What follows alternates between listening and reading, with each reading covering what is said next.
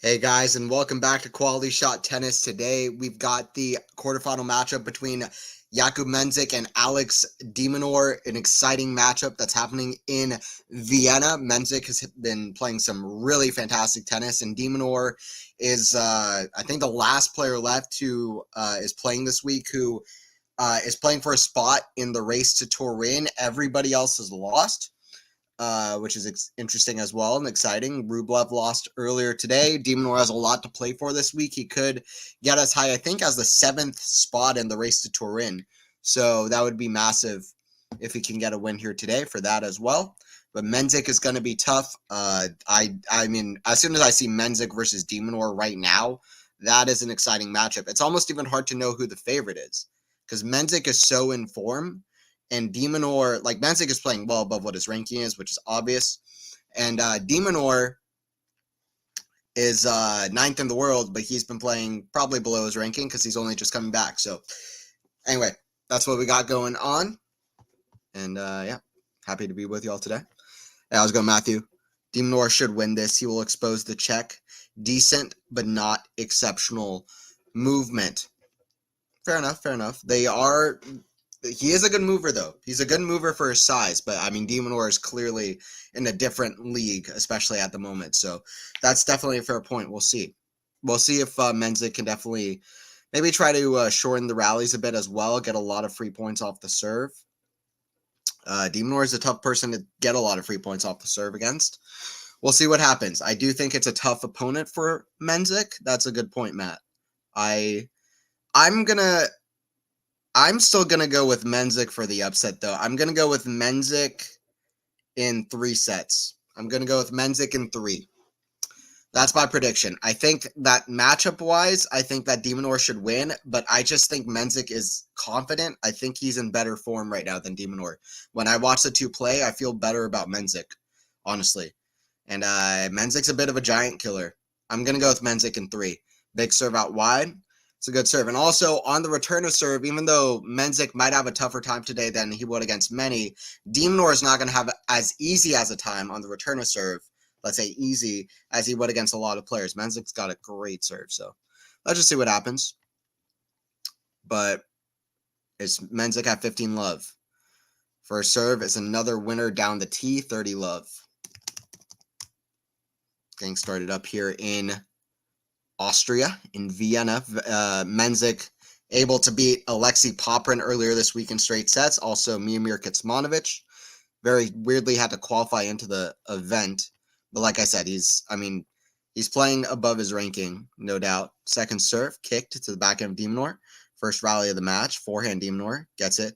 Forehand inside out, and there you go. That's what you're talking about, Matthew, exposing that Minaur is a bit quicker around these parts than Mensik is at the moment by a lot, and that is a vast understatement.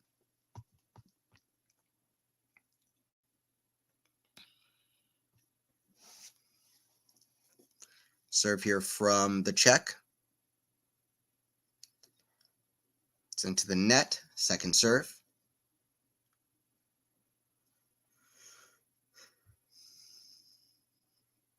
Kicked. Back in Minaur. Back in Mensik.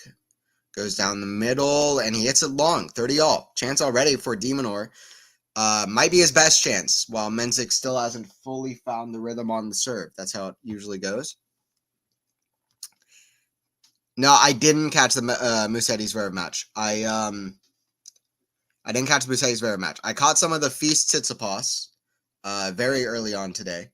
I caught a little bit of that waking up. But other than that, I've been out and I've been busy.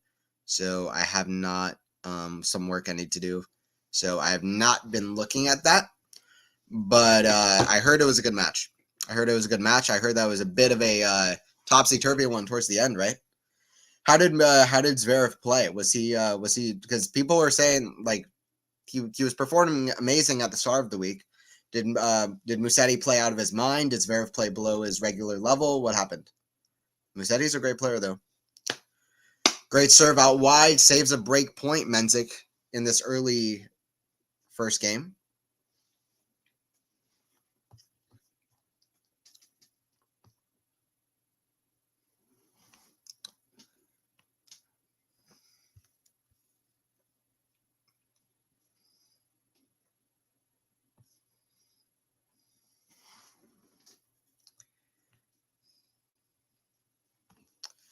Mensik now serving at advantage. Serve down the tee, forehand to Minaur, back into Mensik, back and slice Minaur, forehand to Mensik. This time for Minaur to show him that he's going to have a tough time in these rallies. Forehand Mensik cross court, forehand of Minaur, deep in the court, but Mensik's back with a forehand deep. Backhand, forehand of Minaur goes cross court, forehand in the net, and Minaur does just that. He shows off the consistency, and he shows that Mensik can hit some big aggressive shots, and Minaur is still going to be there. Back to deuce.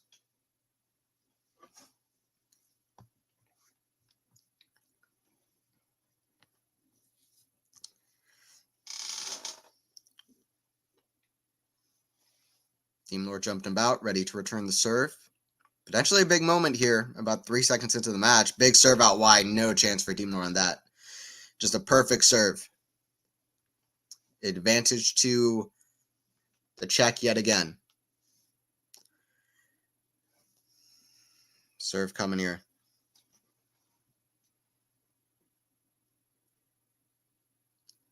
First serve into the net.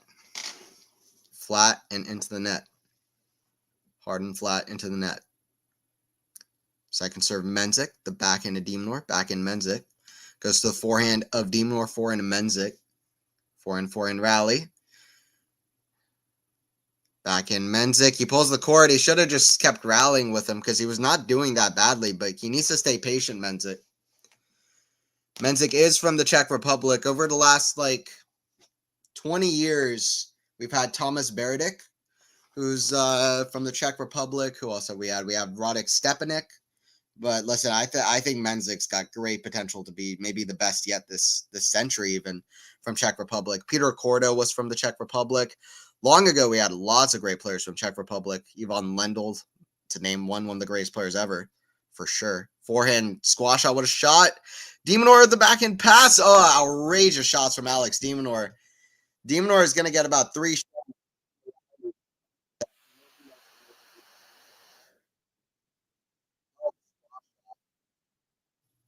And then that backhand, one-handed backhand, the skill from Minaur is very exceptional. That's why he's a professional player in the top 10 in the world. And that's why he's able to beat these guys. He doesn't lose to these guys that often now. He loses to the guys above his ranking. He's kind of that in-between player kind of at the moment. Kick serve, backhand Minaur. Goes to the backhand of Mensik, backhand slice Minaur, backhand of Mensik, hits the net core, Minaur's there. Oh, what a forehand. Minaur is just a speedy guy, man. I don't know. To me, Minaur has to be the second fastest guy on tour at the moment, only behind Alcaraz. But Alcaraz is not human. Minaur is the fastest human on tour. Alcaraz is the fastest whatever he is. You know what I mean? Speaking of Czech Republic, though, when we're talking about Czech Republic, they're going to be absolutely unbeatable in United Cup because they've got about 60 young Czech players who are in the top 100, and then you have Jakub Mensik, who I think has top 3 or top 5 potential. So it's going to be really tough. Wow, Mensik with a terrible miss hit off the forehand. Not sure what happened. Maybe a weird bounce. I don't know. Marathon game here between the two of them. Complete miss hit and shank there. Yeah, weird bounce. Stayed super low. Don't know what that was from the court. Or just maybe a miss hit from Minaur. I don't know, but strange. Bounced really low. Stayed dead. Backhand return nearly a great angle, but goes into the net. Luckily for Mensik, who that would have been really tough.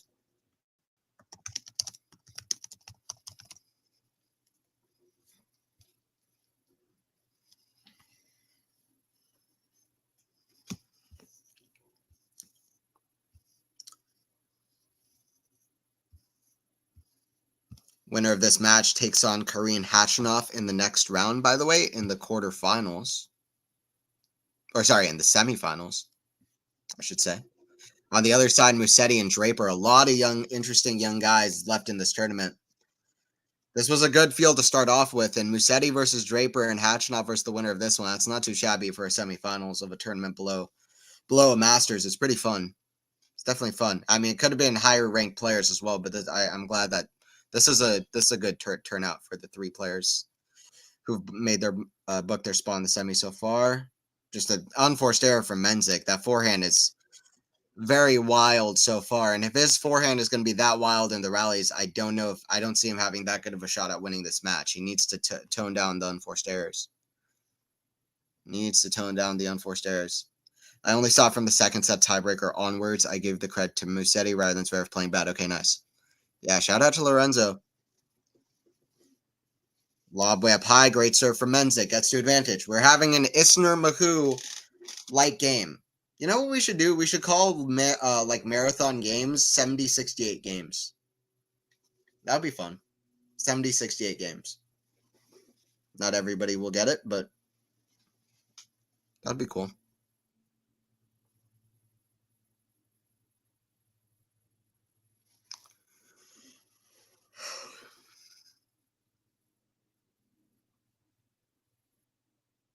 Forehand Minaur to the backhand of Mensik. Backhand Minaur. Forehand of Mensik. Forehand Minaur. Forehand of Mensik. Backhand slice Minaur. Forehand of Mensik down the line. Maybe finding an opening. Forehand down the middle. Smart shot. Love that from Jakub Mensik. These young guys are creative, man. And that's one of my favorite things about the young generation coming up. I've got no qualms with the new generation coming up. I think they're doing well. 1-0. Rublev versus Shelton promised to be a banger, and going by the score as a forecast. Yes, it was as forecast. A close one. Yep. Mensik hit the ground first. Oh, did he really with that shot? It was strange. Whatever happened, I couldn't tell. Yeah, Rublev Shelton was certainly close. Shelton played amazing against Wawrinka. He had to because Stan played great, and yeah, good to see Shelton doing well. A lot of young guys across both tournaments, right? Feast also. Like how many of the quarterfinalists, semifinals are born 1999 and after? Even Shapovalov in Basel took the first set over GMP. Let's go, Shapo. Holger Rune, Arthur Feast, Shelton. Like everybody. Gofan lost. Tsitsipas, I think, is 98. Rublev is like 97. 1997. I don't know. There's a lot of younger guys this week, but it's great. I mean, this is how tennis progresses. What a shot from Minaur. Had to pick it up right off his heels off that big, great pass from Mensik. Hell of a sliding backhand from Mensik. The sliding on hardcourt is so fun to watch. Mensik won the best at it, in my opinion. 15 love, serve from Minaur. Goes long. But yeah, what I was saying is Czech Republic in United Cup is just going to be impossible. And it's going to be interesting to see. And then there's also Spain with Alcaraz, and we'll see who else can go up with Alcaraz, but especially Italy with Sinner, and then also Mattia Bellucci, and Darderi, and Sonego, and also Musetti, Berrettini, Nardi, Arnaldi. Arnaldi is a big one. There's so many guys. So Italy's going to be tough. On the women's side, who's the top women's player from Italy? Oh, Mensik, so fast, nearly got to that, but Minaur with the volley put away. Minaur was almost playing against himself there, but Mensik could not get to the volley. Minaur a little bit heavy-handed with the volley, but still no chance for Mensik. Even Alcaraz would have had a tough time getting to that one and getting away from it in one piece. Forehand Mensik, forehand of Minaur, forehand slice Mensik. Forehand of Minaur is a great shot inside out, 4-15.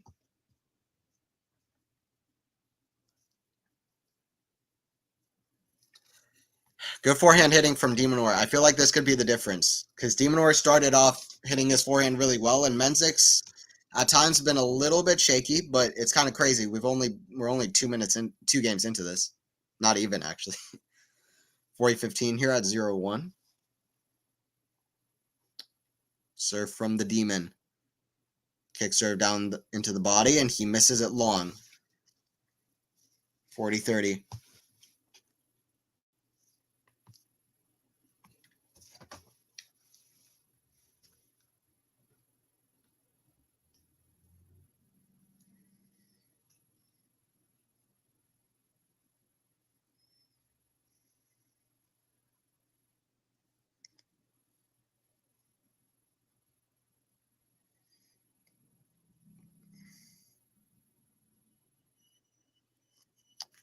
Backhand Mensik. Just goes long. 1 game apiece after 13 minutes of play.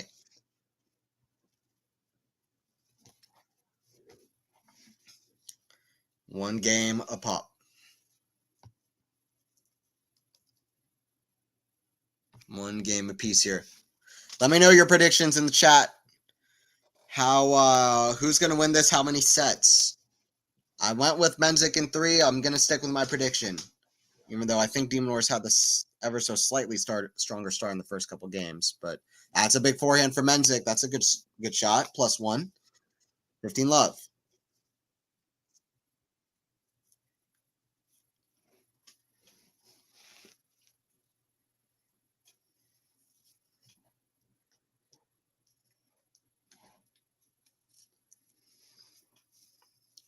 Serve. Down the tees. Very good. 30 love.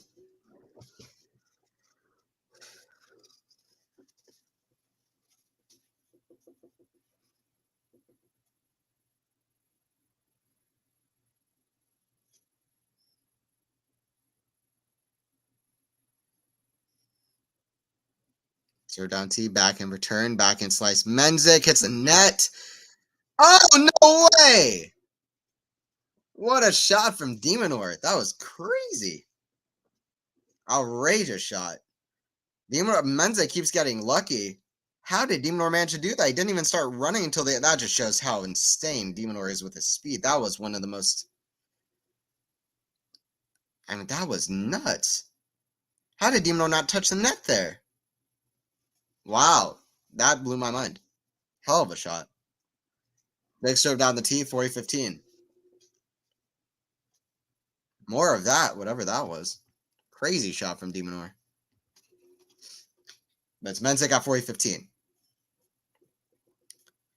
Like losing my mind over a shot that happened at 1-all, 15-all. That's not even going to make much difference. That was a hell of a shot.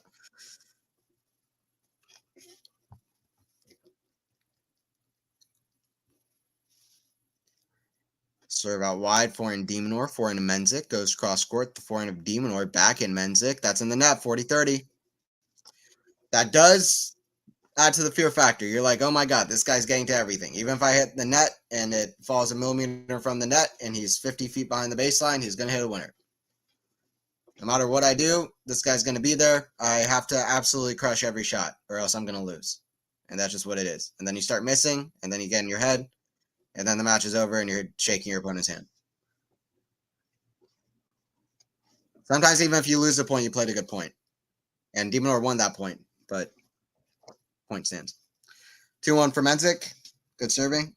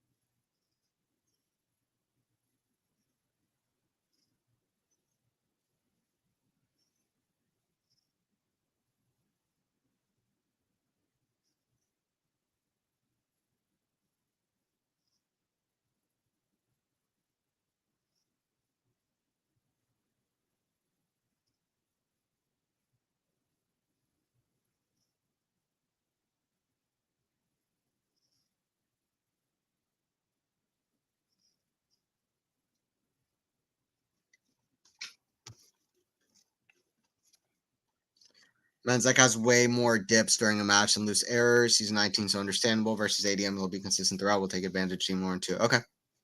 And they summed it up perfectly. de Minaur making Mensik play way more balls than he used to will take its toll. Yeah, for sure. I agree. It's just kind of adding that rally length, and yeah, Mensik might just overhit. So we'll see. For me, it's a thing of form, but and also just maybe Mensik being able to escape on a serve, and maybe having more confidence if it goes to those tiebreakers. But I don't know. Yours makes more sense on paper, Matthew.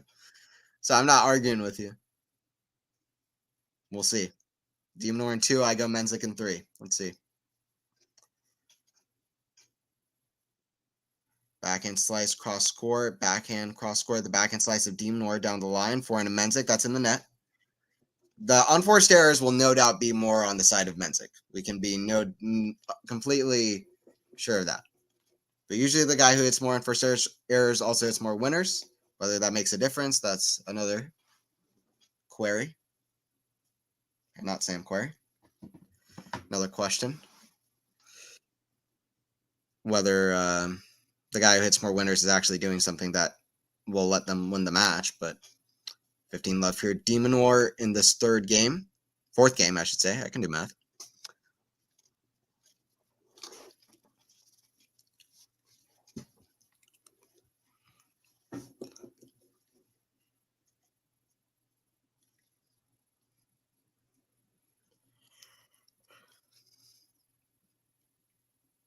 $15-all. Serve from de Minaur.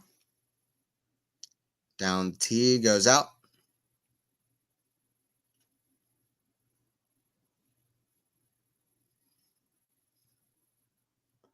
Forehand Mensik, the backhand slice to de Minaur, backhand to Mensik, goes cross court, it's a good shot, backhand de Minaur, forehand to Mensik, in control, forehand de Minaur cross court, forehand to Mensik, backhand in the net. This is a chance for Mensik because that was a very well played point there from the Czech player.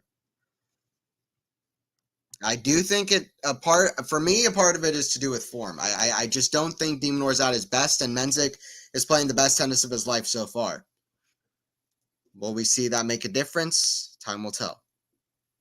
But for example, I have power rankings, weekly power rankings on my weekly podcast that I do now. Mensik's on there, Minaur is not. So that's just like kind of part of the reason, the inform. That's part of the reason that I have Mensik with a chance here, big chance. That's why I pick him. Back in Minaur in the backhand slice of Mensik. Back in Minaur. So the forehand of Mensik. Forehand Minaur goes to the backhand of Mensik. Backhand slice Minaur. The backhand of Mensik. Backhand Minaur sliced. Forehand of Mensik down the line. Backhand Minaur. Backhand of Mensik is very good. 15-40. 2 break points. 2 break points.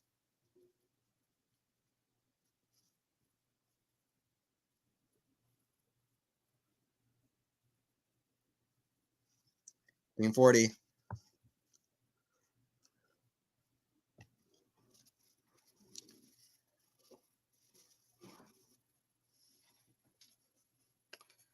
Serve from the Australian.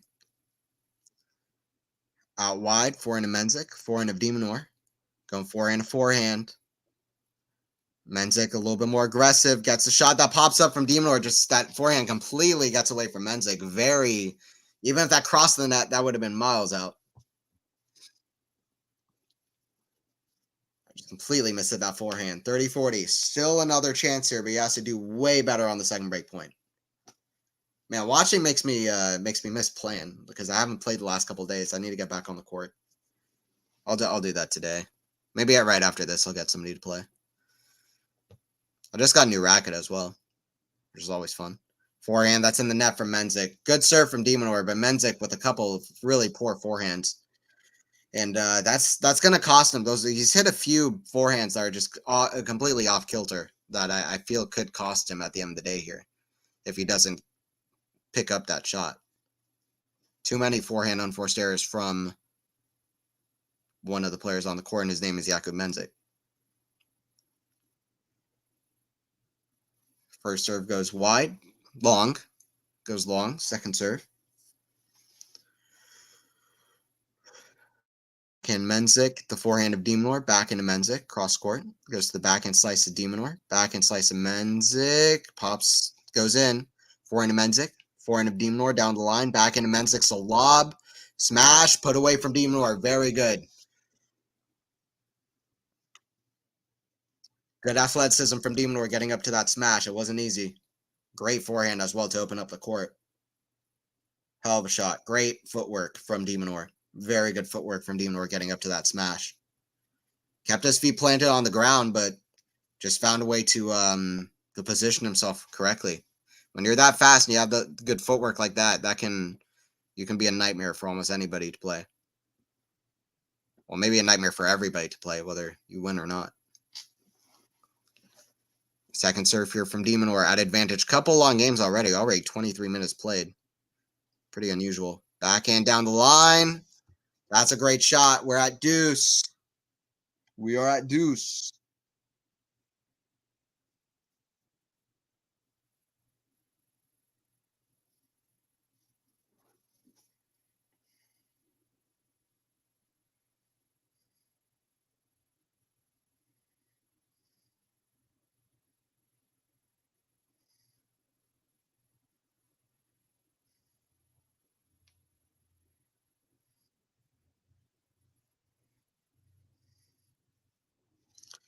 Backhand Minaur, the forehand of Mensik. Backhand Minaur goes down the line. Forehand Mensik, that's in the net.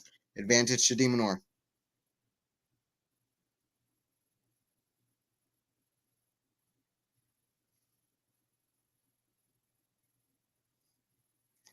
Just seen that Chapo accidentally hit Leoni with one of his return of serves in his match against GMP. Gave me war flashbacks to the frickin' Davis Cup incident when Chapo was 18 and smashed the ball into the umpire's face, which is one of the infamous moments of this century of tennis. But it was an accident, so it's all good. 2-2. Minaur does hold. 25 minutes played. We played 4 games. That's like over 6 minutes per game on average. Wow, loving the Mensik backhand down the line. Yeah, he redirects that shot beautifully, right? Mensik forehand way too error prone. Exactly. That's how I'm feeling the same thing. I'm feeling the same thing on both. Exactly. Backhand's doing him quite well, even cross court, but his forehand is just laying him down. And it's not always like this, but right now it is. Right now it's like always like this. Yeah, I just got a new racket, and I'm excited. Getting a new tennis racket is so funny. It feels like going to Gringotts in the Harry Potter world. It's like getting a new magic wand. Like look at this new thing I got. It's cool.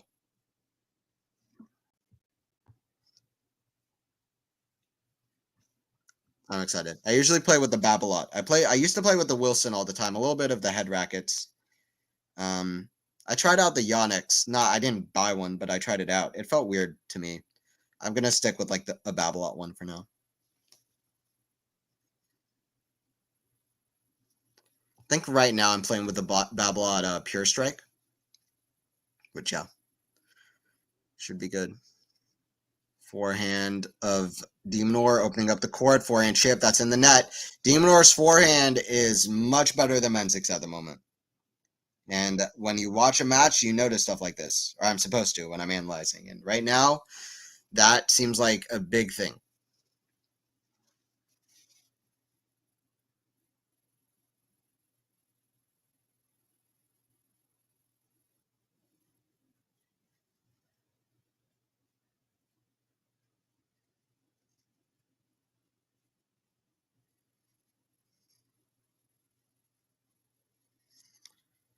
Forty 15, Mensik hits a big serve. That serves lending him out of trouble. First serve misses wide.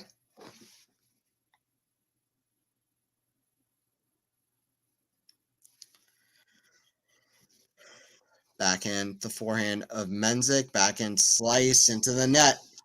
3-2, Mensik holds.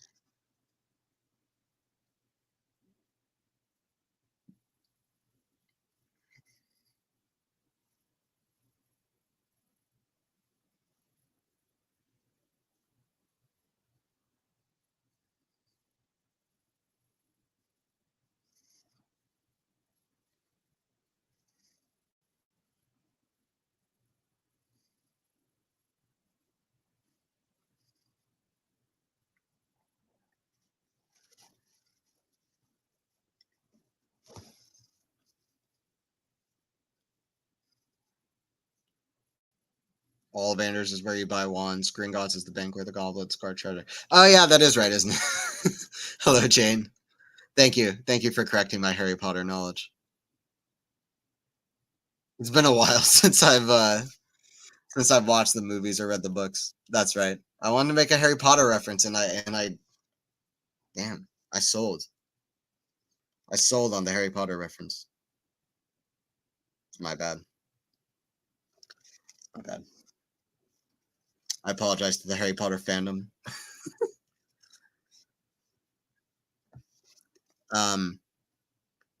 It's like buying a wand at Ollivanders. There. Now I got it right. Hey, how's it going, Joe? Don't recall Sinner or Alcaraz doing anything big at Bursu before. Expect that to change this time. Yeah, well, specifically with Sinner, right?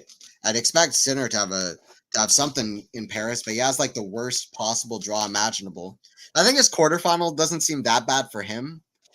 It might be like Taylor Fritz, which he's one of the informed players, but I feel like Sinner isn't gonna mind Fritz that much, maybe. But still, his draw is very tough. I mean, you can't get much tougher of a draw than Sinner has. And Alcaraz then has a much easier draw. A lot of the players that Sinner has, Alcaraz can't play him on his half, so at least not until the final. Forehand down the line, what a shot! Mensik dives, seems to be okay. 100% effort from Mensik. Hell of a shot from Minaur. That forehand is on fire. 15 love, Minaur. Hell of a shot from Minaur for real. The way he flattened that out, he wasn't even close to the ball. Fly swatted it. Ace from Minaur, 30 love. Might be his first ace of the match.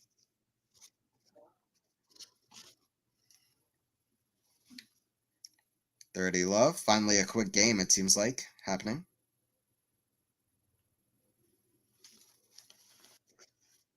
First serve is long.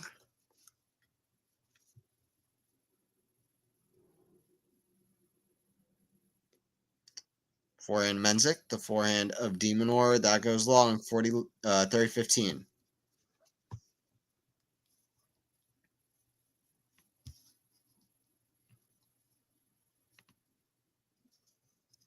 I have a 10-year-old Harry Potter trivia as my only superpower. Fair enough. Thanks for calling this match. Hey, no problem. Thanks for joining in. Did you hear that Diego Forlan played his first professional tennis match? That's crazy. Diego Forlan? Oh, really? That's crazy. I didn't hear that. Wow, make pro tennis debut. He's playing in a challenger event. That's wild. Well, a lot of people are going to show up to that match, huh? Wow. Well, yeah, I mean, he's a great athlete, so it makes sense that his skills can translate. But how old is the guy? He's 45 years old. That's wild. Good to see him still doing stuff like that. Good for him. It's a guy trying to live a full life, try different avenues and adventures. Forehand of Mensik, the backhand. Sorry, backhand of Mensik to the backhand Minaur, backhand slice Mensik, backhand of Minaur sliced. Backhand Mensik goes backhand to Minaur, backhand, backhand Minaur down the line. Forehand Mensik slice, backhand Minaur. Forehand lob. Goes in. Forehand. Oh my God. What a shot from Minaur and then a better shot from Mensik. I don't care. I think that was the rally of the week. I don't think the crowd gave that enough respect. Hell of a rally there. Oh my God. What a point. The lob was great. What a shot from Minaur. That was an unreal shot. How did Mensik recover so fast to get that? Let me know if y'all saw that. That was wild. What a rally. That was rally of the week. To me. Hell of a point. That might take the shot of the week on my podcast. I'll have to write that one down. I'll need to look at what other shots happened. But damn, what a point. Forehand. That Tiafa one the other day was good too. Backhand, that's in the net. 3 games apiece.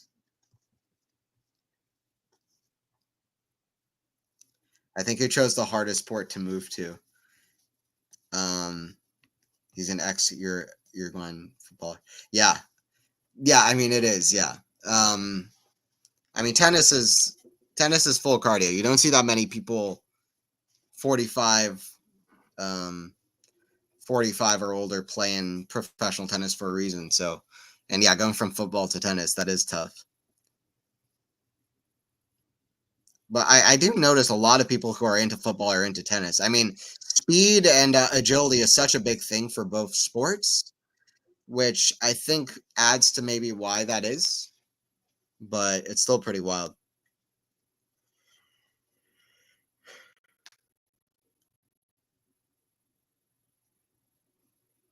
Speed, agility, finding space to kind of get through your opponents, space on the court or space on the field. There's some similarities. 30 love, a couple quick games after some long games at the start. It's usually how it goes down. Very rare do you see games just constant, just long games after long games throughout like a whole match or a whole set. It just doesn't seem to happen that way, really. Because people get tired, and then people get tired, and then they, one person, wins the games pretty easy.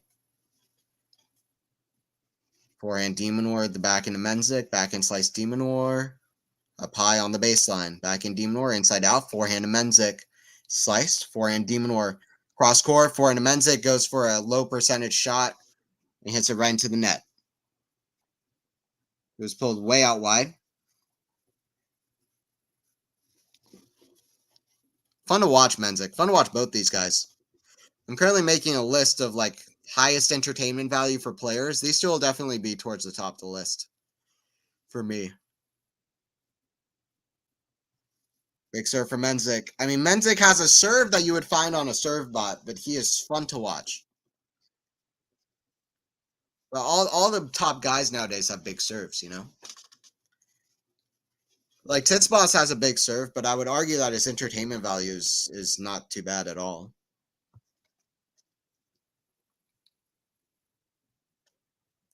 I didn't renew my Sky subscription last month. It's so expensive, is what I hear all the time. Minaur extra motivated with him, so close to making tour in.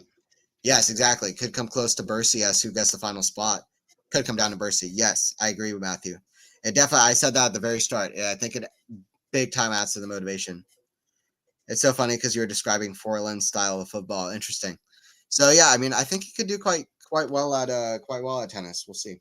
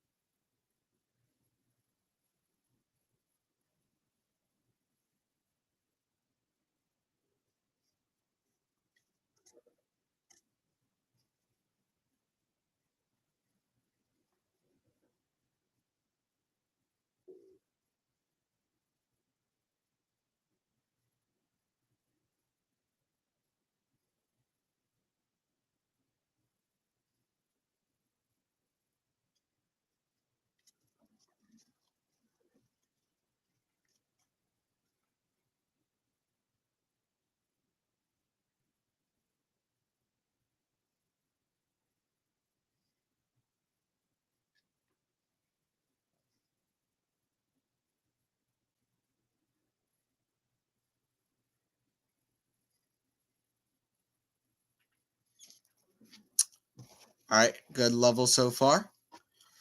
See if Minaur plays another quick game here on his serve. He misses the first serve into the net. Second serve coming here from Minaur. Down the middle, forehand of Mensik. Back into Mensik to the forehand of Minaur. Forehand of Mensik goes cross court. Forehand of Minaur. Forehand of Mensik goes to the forehand of Minaur down the line. Backhand lob. Forehand Mensik. Oh, just missed it. Mensik's got so much skill though. Like even when he misses shots, I don't know. He's very talented player. Very talented. Honestly. One of the most talented guys on the tour. Now, can he get his ranking to the top? Time will tell, but he's a very exciting prospect. A couple of really shots that don't get anywhere near the court, though, to start off this game. It's 30 love for Minaur. He still does come with his weaknesses and his issues. Sinner and Alcaraz currently have no weakness. That's a problem for everybody else. Basically true. Not literally, though. They both still have weaknesses. Sinner almost doesn't. Like, what is Sinner's weakness? It's hard to really pinpoint.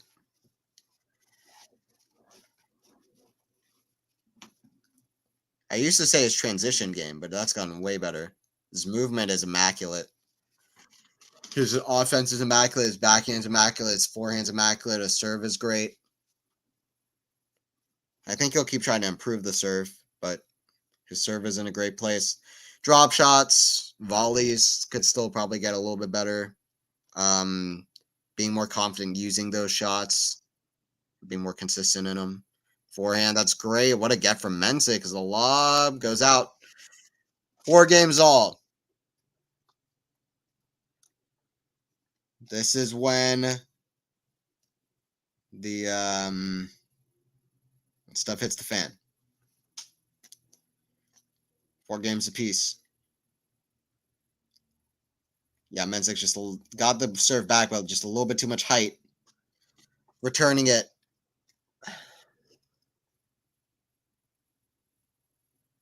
That opened up the court for Minaur.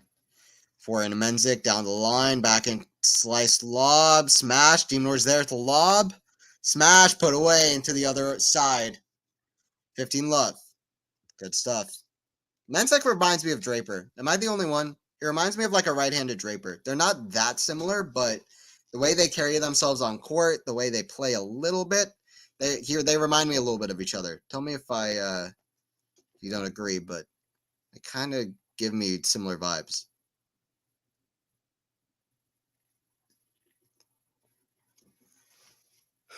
Draper trying to follow in Andy Murray's footsteps. Mensik trying to follow in Tomas Verdic's footsteps. So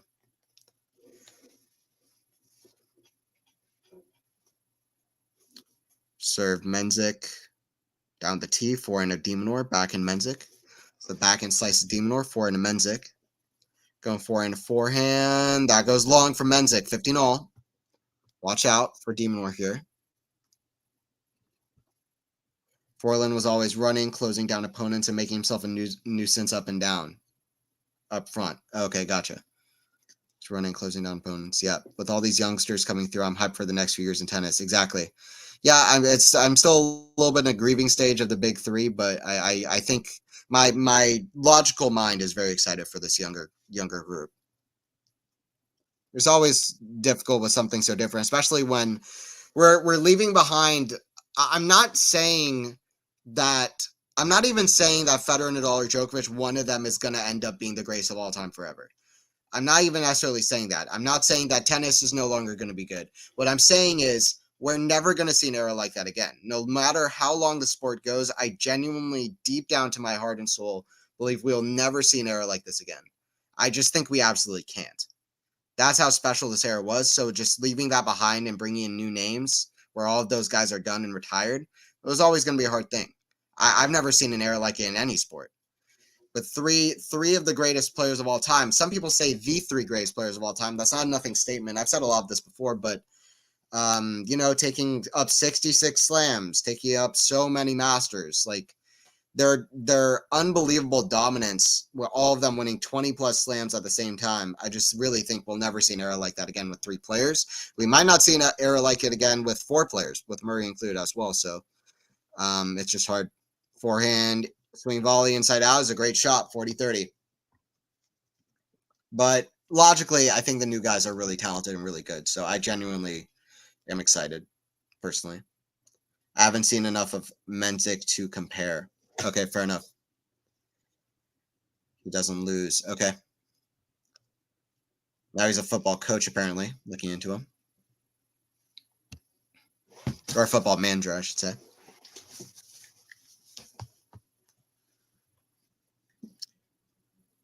Double fault.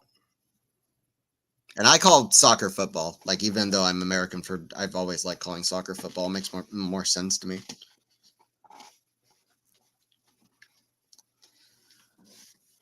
Mensik, oh wow, what a stat. Mensik is 2 out of 12 on second serve points won. He's got to make that first serve in, it seems like. First serve he does, and that goes long. 2 for 12. What is that? What is that stat? So 10 out of 12 is what? 10 out of 12. That's like less than 20%. It's like he's winning like 15% or something of second serve points. Here's another one. We'll see if the streak keeps going. Crazy stat for de Minaur on second serve return. Kick serve back in de Minaur on top of it, back into Mensik, forehand of de Minaur. Forehand of Mensik inside out. De Minaur with very difficult depth of shot. Backhand, de Minaur to net, backhand Mensik, cross court. It seems like he's going to improve the stat, and he does. 5-4 Mensik, and now he's won 3 out of 13 on second serve, which is slightly better than 2 out of 12, but still terrible. Still absolutely horrific, and just so bad. But he's up 5-4. He still got those. I mean, even if his second serve just sucks, like his first serve, he can still get so many free points on his first serve that he can escape a lot of these games.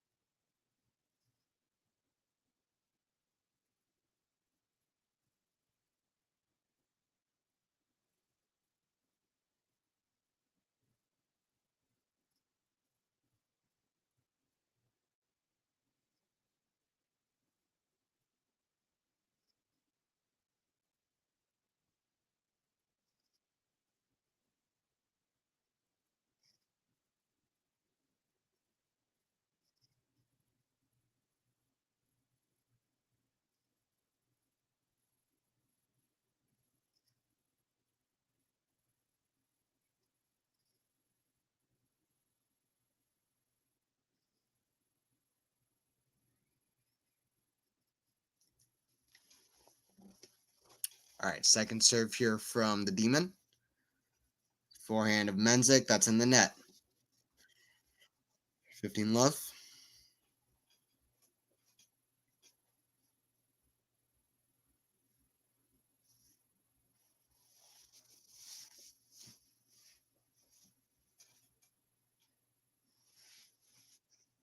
Serve down the tee, forehand of Mensik. Forehand of Demonor to the backhand of Mensik. Backhand slice of Demonor. Forehand of Mensik, cross court. Forehand of Demon. Going forehand, forehand. Forehand of Demonor down the line. Backhand of Mensik, that's in the net. 30 love. Some faster service games from Demonor.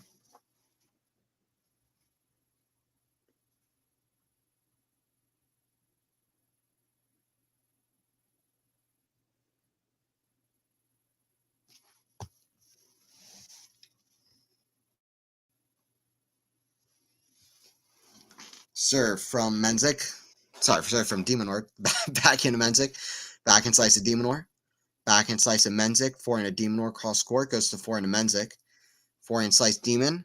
Backhand slice. The drop shots goes wide. It just feels like, to me, Demonor is clearly stronger in this set. It just feels like it's not even that like close to 50-50. Just Demonor's been the better player, in my opinion. He's been more consistent. He's had a little bit less of a tough time on his serve in general, I think, I would say, than Mensik.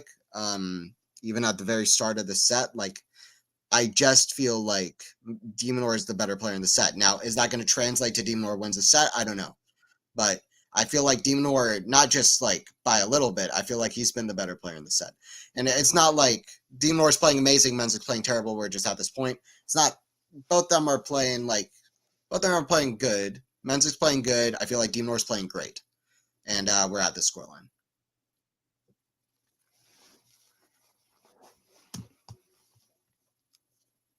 So if Demonor wins a set, we'll see. But that's how I feel. Forehand Mensik, that's in the net. Too many unforced errors off the forehand side. That's part of why I give that take as well. 5-5. 5 games apiece.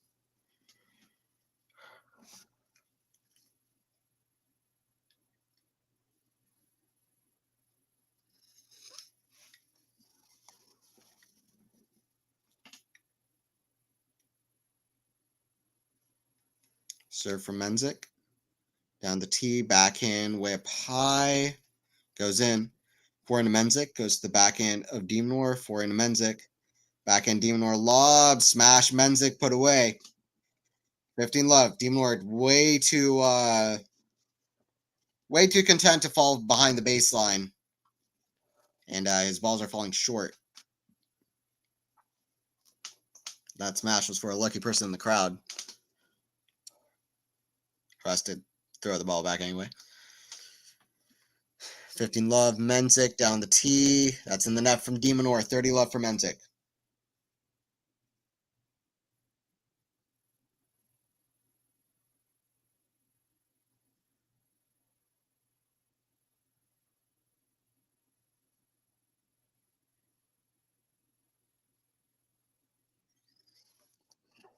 Oh, what a serve out wide. Oh, Mensik not even looking at where he's standing. Demonor's return was about to go about 5 feet wide, but Mensik decides to hit a swing volley anyway. Maybe release a little bit of steam. I don't know, but 40 love.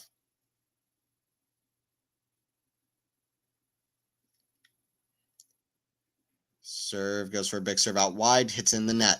We're getting a lot of 40 loves turning into 40-15s at this point. We've seen that a lot throughout this match, but that doesn't happen there. Might be the first love, genuine hold to love that we've seen.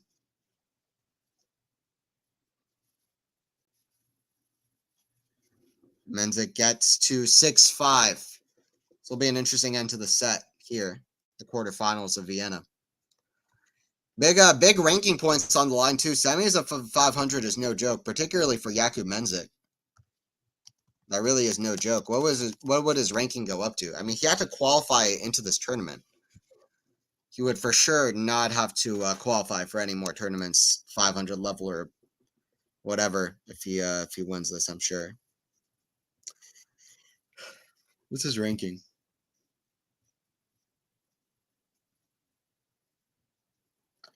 Yeah, so Mensik started out the week 51st in the world. He's currently 47th in the live rankings. If he manages to win this match, then he would move up all the way to, wow, he would move all the way up to number 43. That's a good jump from 47 to 43 just from one match. And if he manages to win the whole tournament, which is a big whiles away, but if he could manage to do that, he would be in seeding position for Australia at the moment. He would get all the way up to 31st in the world, which would be a bit deserved in my eyes, but he's got a long ways to go until then. But still, a lot of ranking points at stake is basically the point. He would jump in front of Batista Agut. He would jump in front of Zhang. He would jump in front of Navone. He would jump in front of Alex Mickelson. So this would be a real big match for Mensik. He would only be behind guys like Darderi, Struff, Martinez, Echeverry. So some stuff at stake. 52 minutes of play. Long first set. Pretty long first set. Serve from de Minaur. Hits the net. Second serve from the Aussie. Aussie. Wait. Serve. Forehand to Mensik. Forehand de Minaur. Backhand slice Mensik. Backhand forehand de Minaur. Forehand to Mensik. Backhand de Minaur cross court. Backhand to Mensik. Backhand de Minaur. Forehand to Mensik. Hits it out. de Minaur gets the point. It seems like we might be going to a tiebreaker. I had the feeling that this match was maybe going to have at least like 2 tiebreakers. At least 1, maybe 2 or 3. Like I felt like there's a decent chance that this match is tiebreaker central.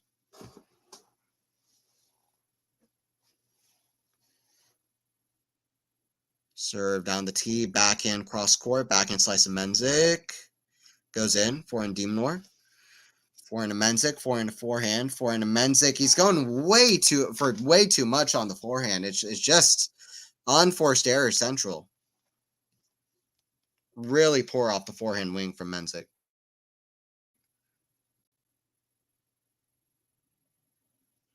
I'm playing devil's advocate, but do you think the players outside the top 3/4 are better than the players out? The top 3/4 now. Smash. de Minaur. Mensik cannot get there. Good play from de Minaur. Gets the 40 love. Playing devil's advocate, but do you think the players outside the top 3/4 are better than the players out of the top 3/4 now? Yeah, I feel like the players from the era, honestly, if I'm being honest with myself, I think the players in the like top 15 or 20 in the world who were top 15 or 20 10 years ago are better than players who are top 15 in the world now. Not just the big 4, but players outside of that too. I'm still excited about like this new era coming up, but I feel like a lot of the younger guys still have room for improvement, no doubt, to get to that level.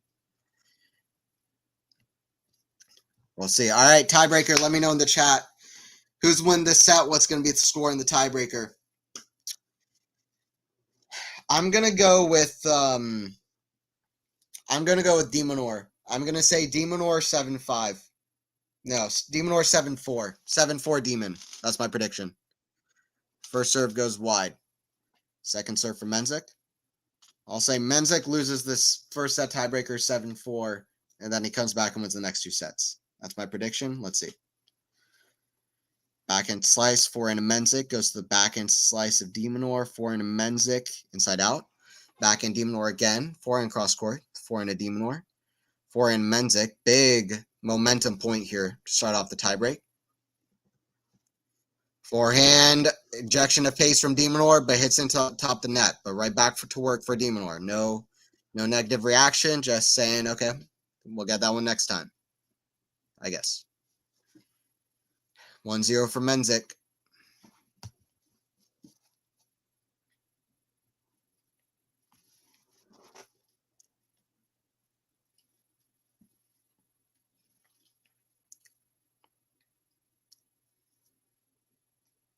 Serve from the Aussie. The forehand of Mensik, forehand of de Minaur. Goes to the backhand of Mensik. What a shot. An injection of pace from the Czech. 2-0. And this is where the confidence comes to show for Mensik. He is the player with the better results over the last month or so than de Minaur. de Minaur's only just really coming back to the tour over the last, like, he was out for a little bit, for like a month or something. Don't know exactly. First serve goes wide from de Minaur, second serve. That backhand down the line is a beauty. Backhand inside out is very good as well. Off the return from Mensik, forehand down the line. Suddenly, Mensik is Fernando Verdasco in 2009 Australian Open semifinal versus Rafa. He's a train with no brakes, ramping down on the train tracks, no stop. Huge shots, and it's 3-0.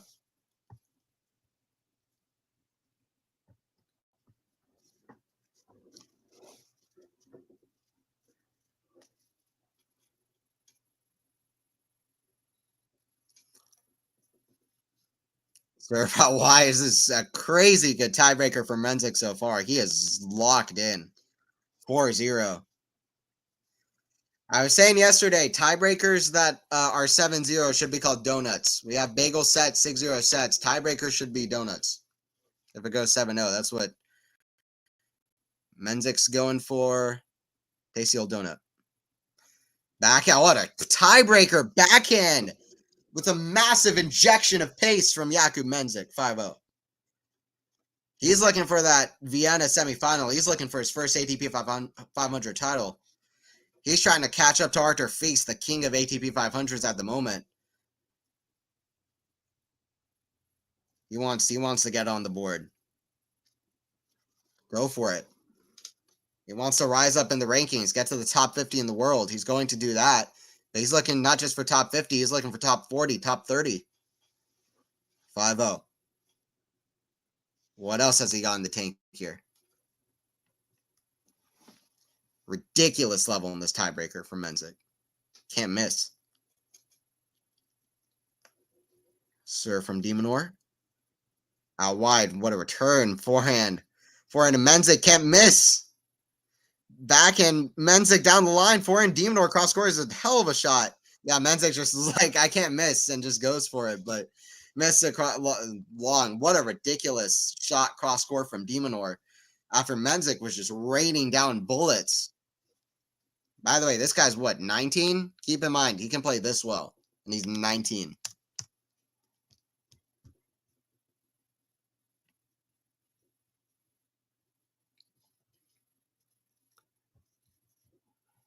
Only just turned 19 last month, by the way.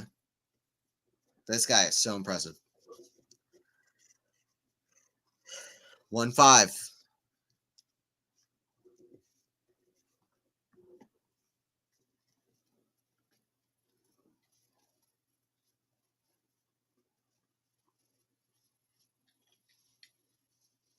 Oh, I was saying Czech players. I didn't even name Lehečka. So Czech Republic they're doing great.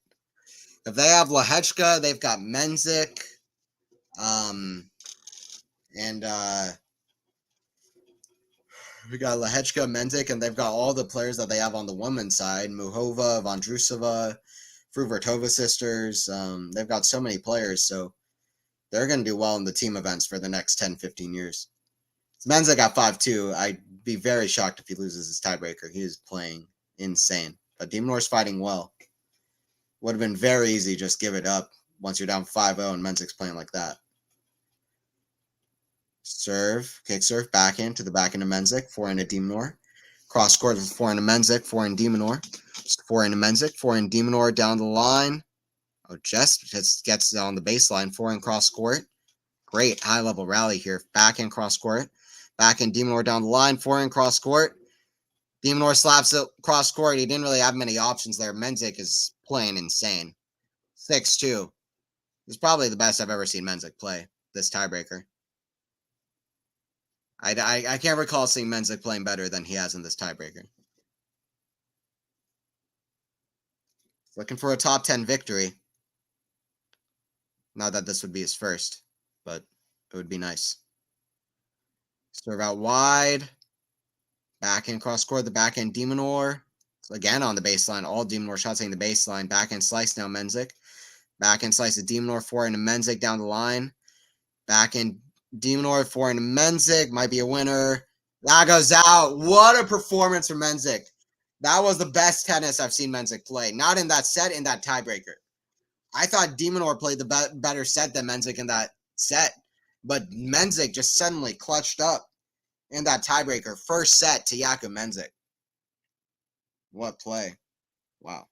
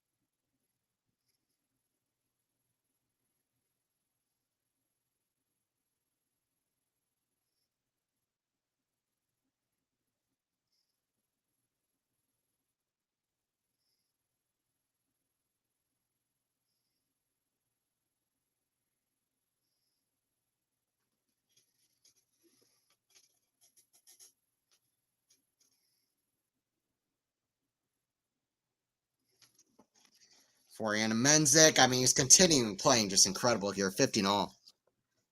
The forehand cross court. That tiebreaker was inspired. Great athleticism getting around the ball. Swiatek-esque. The way that she plays it. Best player the last few years on the women's side by a lot. Serve from Minaur. Goes to the back end of Mensik. Forehand to Minaur. Forehand to Mensik cross court. Forehand to Mensik down the line. Back end Minaur. Back into Mensik. That's in the net. 30-15 for Minaur.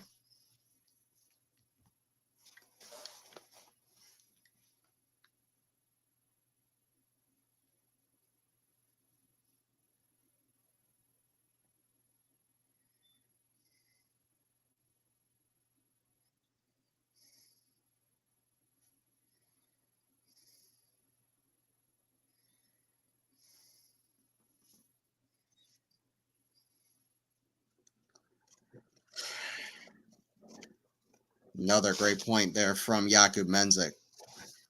He's playing outrageous. That was not a great serve, but his backhand down the line has been an absolute beauty, and that forehand picked up steam in the tiebreaker as well. Clutch from Mensik, and that's what I'm saying. That's why I picked Mensik to win the match. I mean, matchup-wise, I think that Minaur was the right pick, but I just feel like Mensik right now is playing with such confidence, and he's playing so well. So I mean, even if the matchup for, I don't know, like if the matchup is better for somebody who's say number 10 in the world against somebody, if the matchup for the number 300 in the world is good against the number 10 in the world, the number 10 in the world is still probably going to win. And I'm not saying that they're like it's like that, but I'm saying that's like kind of what I'm saying. Like you have to look at the form as well. That's an extreme example, but you have to look at the form as well and the confidence, experience, maybe. Well, not experience, but form and confidence. That forehand goes out. So we're at deuce here. Another long game here. By the way, please don't forget to subscribe. Please don't forget to like. You can check out, you can see my name on the screen there. Anthony Hirsch commentating. Happy to call it. I have a weekly podcast on the channel as well called New Tennis Era Podcast. And I'm excited for a lot more stuff to come on that podcast and in general. So keep your eye out for all of that. So forehand de Minaur, back into Mensik, back in de Minaur slice. The forehand of Mensik comes in, back in de Minaur, back in Mensik is a volley. Pass. Mensik is so quick around the court. Gets to a break point. This would be massive, continuing off that momentum from that tiebreaker. If Mensik doesn't win this match, remember this moment. Because if he could win this point, that would be a massive step forward. He has not been broken this match yet. In fact, neither player have been broken. Neither player has been broken. Massive moment. de Minaur would love a big first serve here. Doesn't seem like he's getting that many first serves in recently. He does get one there, but Mensik gets it back. Back forehand of Mensik. Forehand of de Minaur. An unforced error for Mensik. Deuce. And like I said, if Mensik doesn't win this match, remember that moment.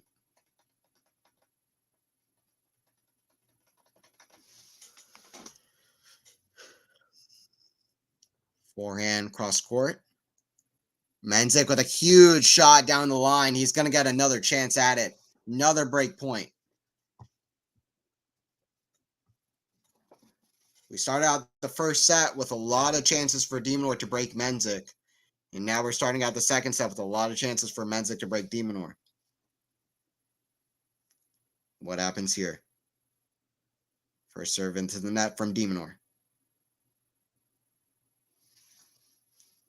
Second serve from Demon. Forehand to Mensik. He's got to go after it. Stay aggressive. Forehand inside out. Back in de Minaur. Back and slice Mensik. Back and slice de Minaur. Forehand to Mensik. Chipped. Back and slice de Minaur. Back and slice Mensik. Slice battle suddenly. Forehand. Forehand to Mensik. Forgot about the tennis match going on. Went into a slice battle. And then it's Mensik who hits a forehand into the net. So deuce. Forehand errors have come back to Mensik. It was a good point, though, to be fair. Not even a bad attempt, just couldn't quite position himself right. I feel like it is a little bit taller, too, with the 6'4" height to sometimes to get down low to that ball. Forehand is a good one. Back in de Minaur cross court's even better. What a shot from de Minaur. Really good stuff from the world number 9.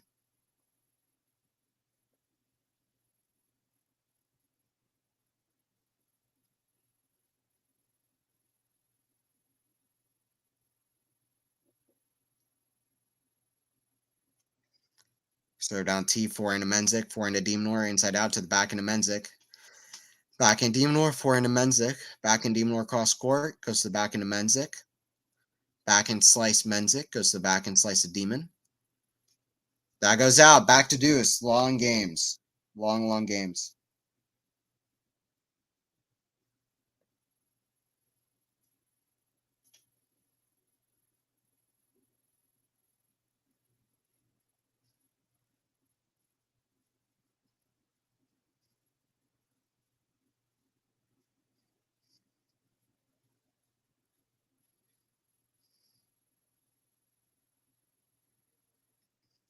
Serve out wide, forehand to Mensik, forehand to de Minaur down the line. Oh, what a shot from Mensik.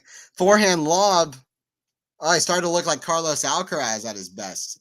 The way he was maneuvering around the court, but or Yannick Sinner, but yeah, man, I really, it would be so fun to see Mensik with those two guys at the top of the game. Like, it would be incredible to have those three guys as like the big three guys at the top. Like, there'll never be, like I said earlier, there'll never be a big three like we just had the big three in this era. I think ever, ever, ever.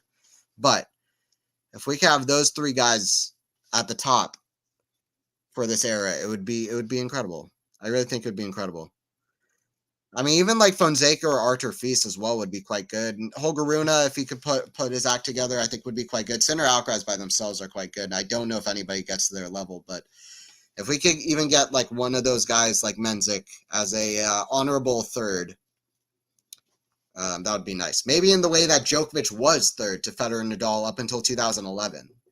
Like, even if we could have somebody like that would be quite nice.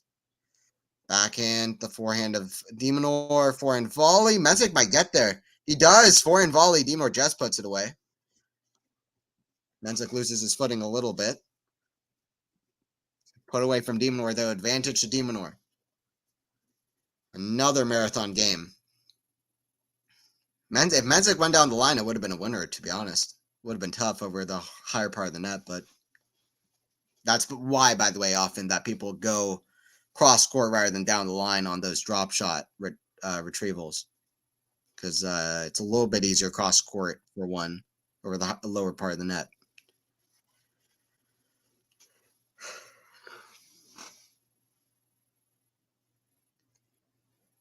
Forehand of Mensik. Hits his racket in frustration because those forehands are kind of flying off the racket still. It's 1-0 for de Minaur in the second set.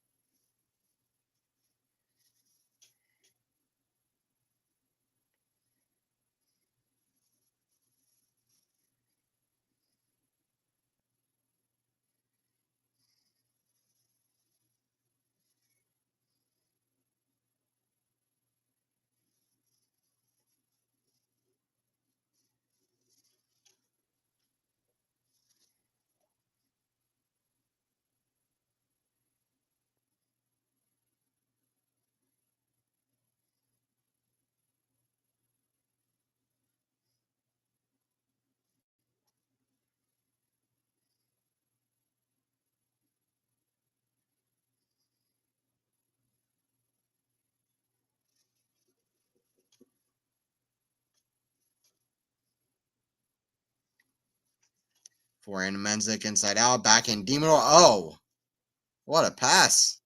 Hit the net court, got a bit lucky, but the fact that he even made that on the court is insane. Hell of a shot from de Minaur. Wow. No, I mean, listen, that's pure skill. To even get it that high, to get over there, that was pure skill from de Minaur. I'm sorry. Like, people will say that's a lucky shot, but, like, he's the only guy that would have hit that for a winner. So you deserve some credit. Love 15. Great shot from de Minaur. Backhand, cross court, the backhand of Mensik. Wow, what a shot from Mensik. 15. Oh, their backhands they're exchanging some immaculate backhands. Back to back beauties off the backhand wing.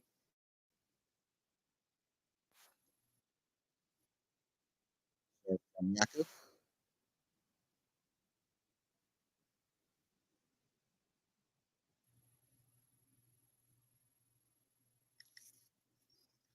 Forehand of Mensik. Backhand de Minaur. There's a way for Mensik to smash away the winner. 3-15.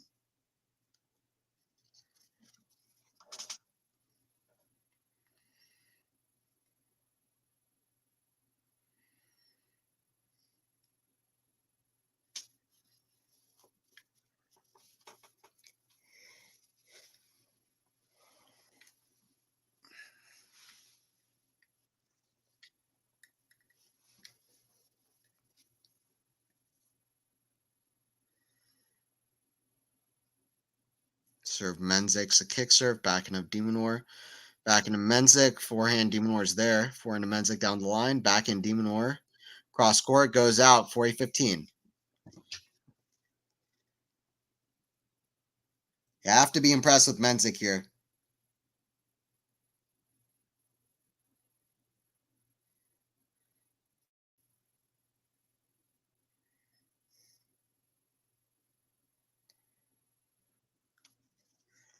Forehand, the back into Mensik, it's in the net.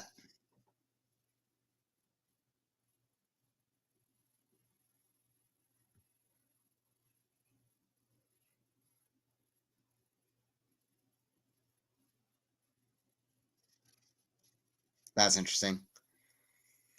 Great tweet here from Vonch V2K on Twitter. Shout out to Vonch on Twitter. Oh, what a return from Minaur. He's going to get there too. This is going to be... Oh no, smash put away for Mensik. Gets the game. 1-all. This is a tweet from Vonch. At the very old age of 22, Ben Shelton is the oldest player in the Basel semifinal lineup. Fee, Shelton, Runa, and GMP, which is Mechie Pericard. Wow. Young guys. The young guys are killing it. That's an ATP 500 that Federer and Rafa have played. Del Potro played. It's a big tournament, and a lot of players played before that as well, but Federer is the notable one.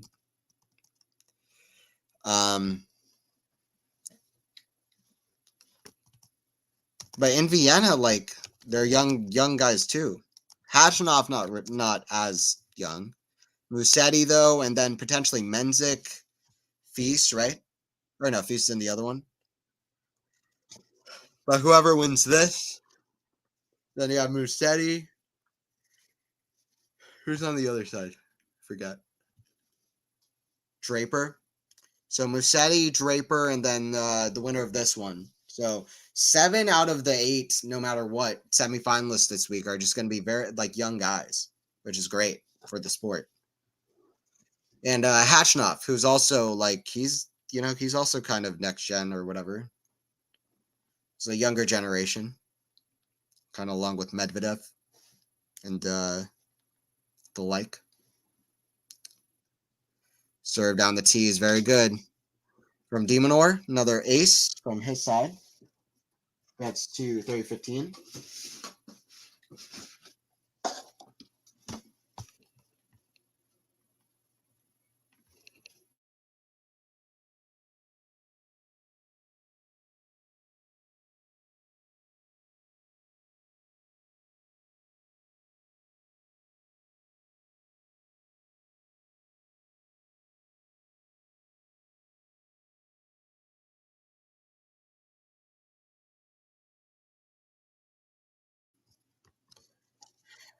Good serve from Minaur, but Mensik plays a good return point. Let's see what happens here at 40-30.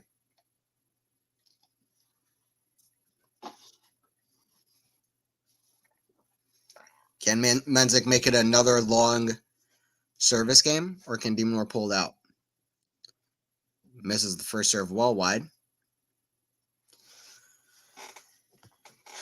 Serve from Minaur. Kick serve, forehand Minaur into forehand Mensik. It's a big shot flat. That goes out. Back to deuce. Back to deuce. You know, all these tournaments are fun, but I am missing the Grand Slams. I'm not going to lie. And like Australia's cool, Australian Open around the corner, but I miss Wimbledon. Like if it was Wimbledon right now, that would be peak. Like Wimbledon, Roland Garros, like, or even like, I don't know, Wimbledon, Roland Garros. Nothing beats those 2 events. I don't know. I miss that Wimbledon vibe when that was being played. Forehand down the line. Mensik again with the forehand is just not really finding the court, especially when he's pulling the trigger and going aggressive with it.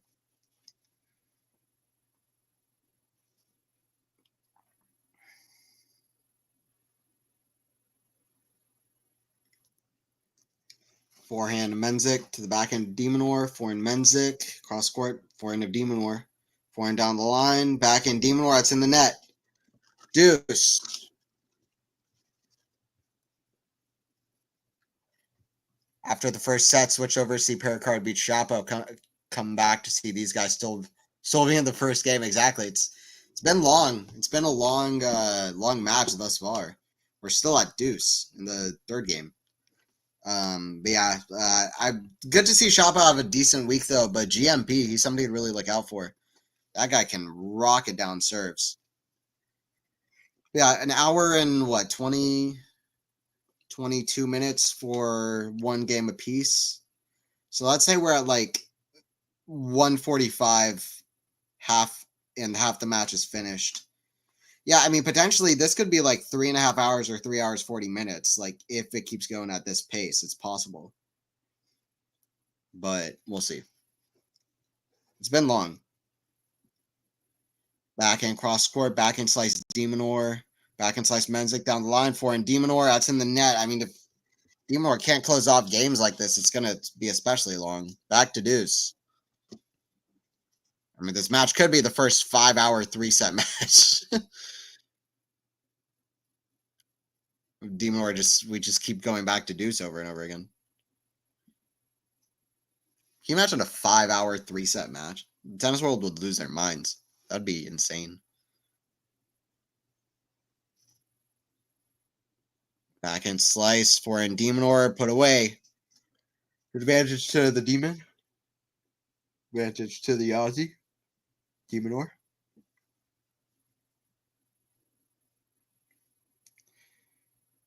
That's an interesting semis though, eh? With Fees versus Shelton. And now GMP in the mix as well. Backhand. That goes out. Good hold from Minaur. Hour and 23 minutes played. We're about to be an hour and 25. And we are just at 2-1 in the second set. Not the longest I've seen. I've seen sets that have lasted an hour and a half. So there's been longer, but it's been pretty long. Particularly for what you'd expect out of this match, in my opinion.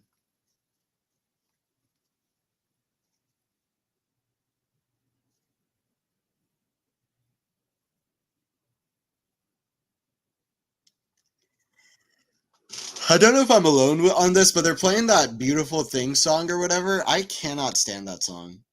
Like, I don't know. I just can't stand it. I've never liked it. It just doesn't feel like a welcoming or likable song. Like, these beautiful things that I've got. Wait, please. I want you. I need you. Oh, God. Like, I don't know.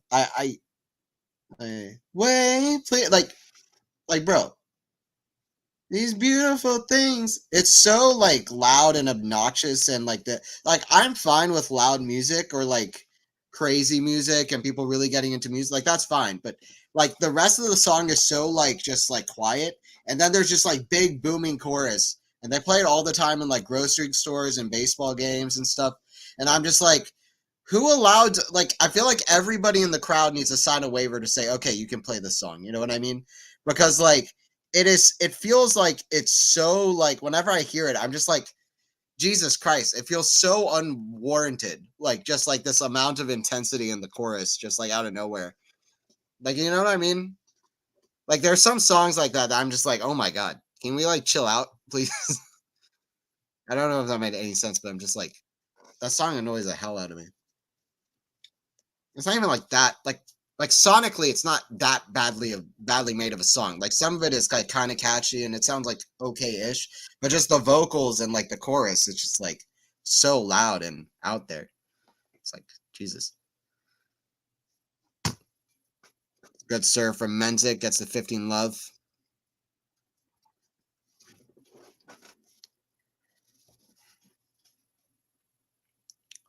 Serve from Mensik. Serve down T, forehand to Mensik. The forehand of Minaur, forehand to Mensik. Going forehand to forehand. Forehand to Mensik, inside out, backhand slice Minaur. Forehand to Mensik, completely missed hits at 15 all. I'm feeling that this might be a chance for Minaur. I'm feeling a slight chance for Minaur. Minaur had a great hold in that last game after some chances for Mensik they couldn't put away, and that forehand is not working. And it's hard for me to imagine that the confidence is going to keep up with Mensik just keeps hitting bad errors off the forehand. So here we go. Let's see. And I'm completely wrong. Mensik slams an ace, and there's no issue. Here's the thing, the funny thing about this match, de Minaur is playing better than Mensik, in my opinion. Slightly. But Mensik keeps finding ways to get first serves in and win these service games when it matters. And then he's absolutely playing god level, some of the best sense you'll ever see in the tiebreaker. At least that's what happened in the first set. He went god mode. It's out of nowhere. Forehand, volley put away, 40-15. He's escaping the first set, then he's going god mode in the tiebreaks. He escaped that first set where how do I put this? He escaped his service games in the first set, and then he went god mode in the tiebreaker. We're seeing him escape his service games here as well. Even though I think de Minaur is playing slightly better in general. Not even just more consistent, just better, slightly. All right, 2 games apiece. Let me improve my lighting a little bit. I think I'm a little bit in the dark. I'll be right back in a second.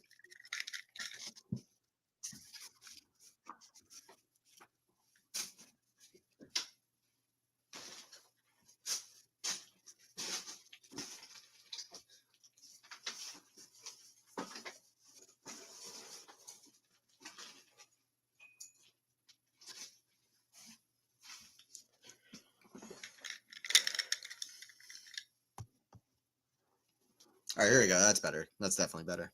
Cool. Sweet. Sweetness. That goes out from de Minaur.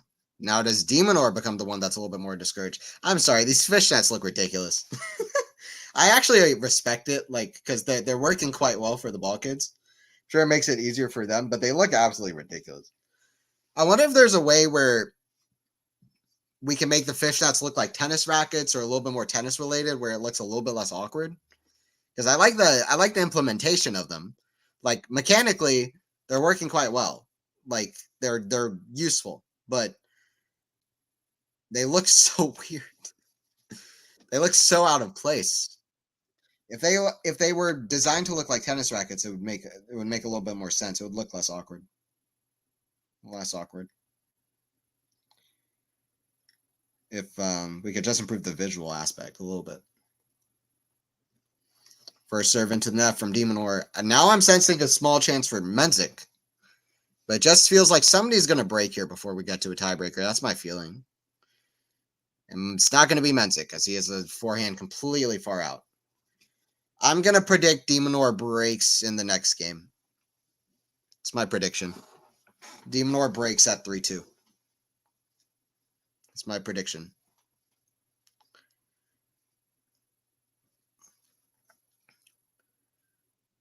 Serve from de Minaur into the net.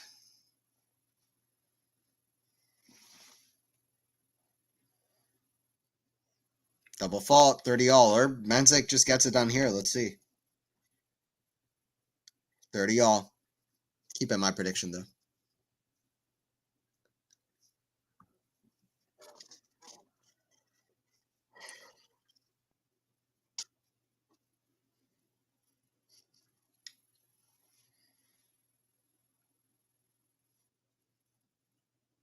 Forehand, the backhand, de Minaur, cross court, back into Mensik. Backhand slice, de Minaur, forehand to Mensik, cross court, forehand, de Minaur. What a point. Exchanging bullets, forehand, Mensik. Forehand, de Minaur, big, forehand to Mensik, down the line. Somehow gets that in, backhand slice. He's got to get this next shot in, Mensik. He does. Backhand, de Minaur. Forehand, Mensik, forehand, de Minaur down the line. Backhand, Mensik's the lob. Smash! Oh, Mensik nearly got there. Skidded into that one. But good put away from de Minaur. Just so we're clear, Alcaraz would have hit a blazing winner. But there's no, yeah, but that should have been a winner, though. I don't know. Yeah, that was nearly impossible to get to. Wow, that was a good attempt for Mensik as well. 40-30.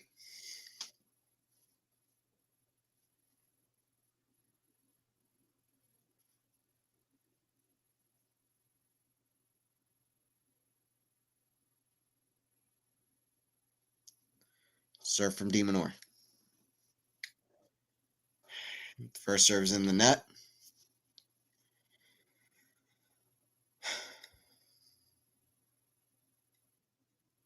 Kick serve, forehand of Mensik.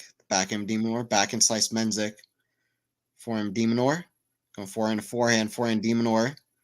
Goes forehand to Mensik down the line. Backhand slice.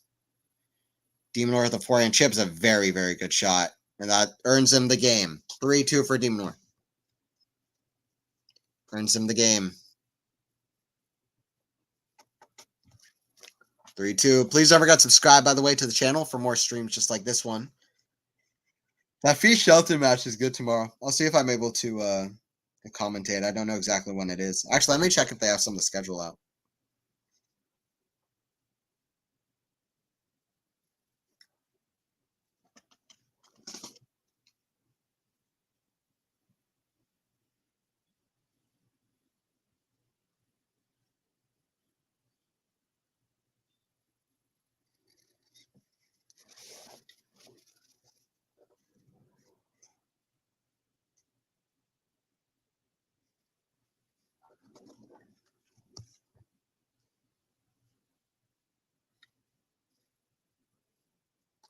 Who's winning? New to tennis. Hey, how's it going? AO Wall. Love your profile picture. Her is a great movie.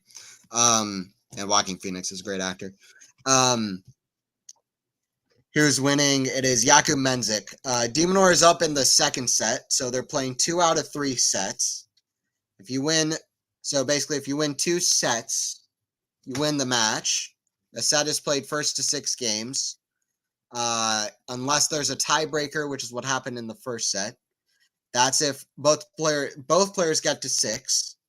Then you play 1 tiebreaker, and that will put you at 7.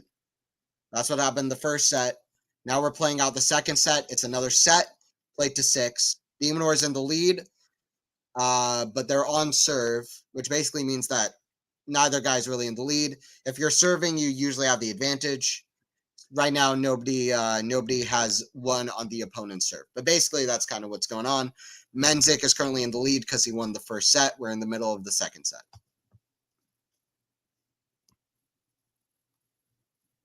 Thank you for coming to the channel where it is Anthony explaining things. Anthony explaining things and tennis commentary. 15 love Mensik.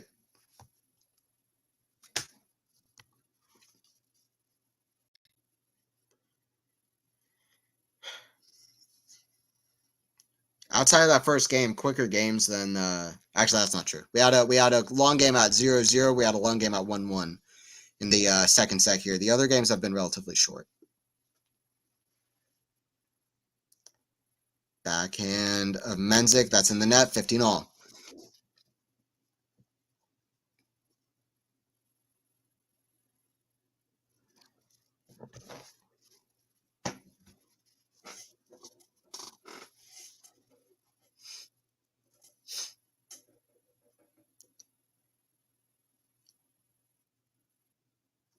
Serve from Mensik goes out.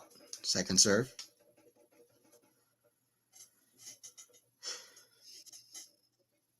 Forehand Minaur across the net. The forehand to Mensik. Going forehand to forehand. Forehand Mensik. That's a backhand Mensik. Backhand of Minaur. Backhand Mensik. That's in the net. It's a chance for Minaur at 15-30. This is what I said. I predicted that Minaur breaks in this game. It's looking like it could maybe come true, actually. Yeah, no problem. So do you think wins based on what you've seen so far? And yeah, my aunt's working on teaching me the ins and outs too. It's complicated. It's very complicated scoring, yeah. But you'll get it. It's complicated though. Who do you think wins based on what you've seen so far? It's honestly hard to say. Because Minaur I feel is actually playing better. But Mensik, I predicted Mensik to win in 3 sets at the start of the match. I feel like he's a little more confident. I feel like he's in form. I think a lot of people will tell you that Minaur has quite a solid chance at coming back. But I'm gonna say Mensik. I wouldn't bet too much on either player though, if it was me, because I feel pretty 50-50. But I would say Mensik. If I was to make a bet, I would bet on Mensik. Especially because he won that first set too. But it's a double break point for Minaur. First time that we've had a double break point in the match. 15-40. Can Mensik escape? First serve is a great serve down the tee. How does de Minaur turn that back? Forehand down the line. De Minaur there, the lob. Wow, what a point from de Minaur. Pure survival instinct. Knows how big this point is. Shot down the line. Forehand to Mensik. Oh, no way! That's what happens when your name is Alex de Minaur and you return every ball back into play. How he got that return back into play, I will never know. The lob right after was not bad either. Outstanding from de Minaur.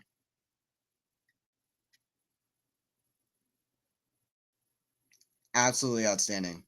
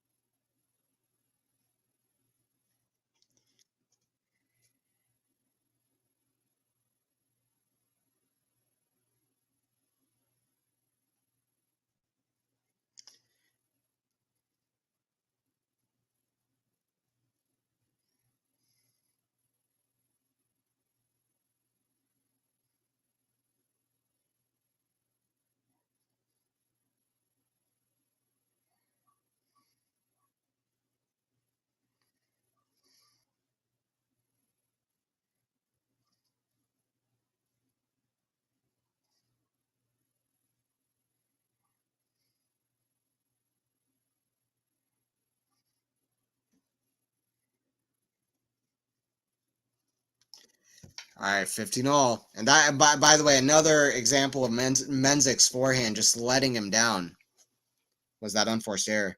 Serve out wide. It's a forehand. The net from Mensik. That forehand has not been at its best in this match. Really outside that tiebreaker. He was hitting some decent forehands at the start of the set too, but outside of those like 10 minutes, it's just 10, 15 minutes, it's just not been very good. Can de Minaur keep this lead now? It's 30-15, second serve. Back in Mensik. Hits it just long. 40-15. Feels like we may very well go to a third set. I like what I've seen with Ben Shelton, but my aunt said de Minaur. Yeah, that's a good one to learn from. Back and forth. you mean Mensik, right? But yeah, no, I mean Shelton got a good one earlier today. He's already in the semis of his tournament.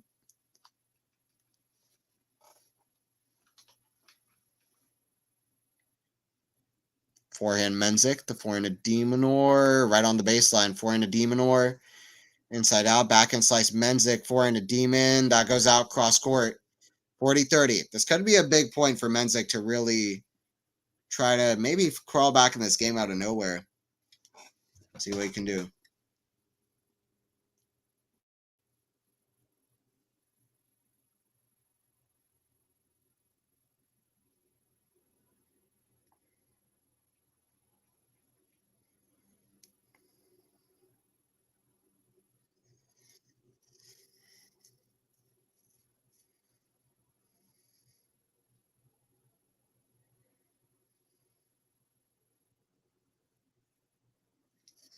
Backhand down the line, forehand to Mensik, cross court, forehand of de Minaur, backhand de Minaur.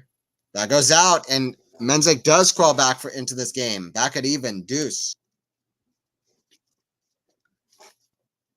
This is a big, big game now.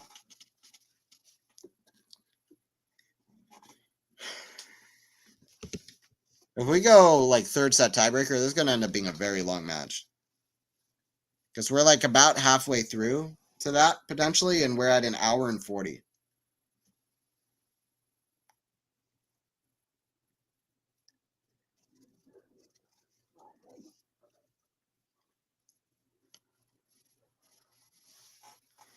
Great serve out wide.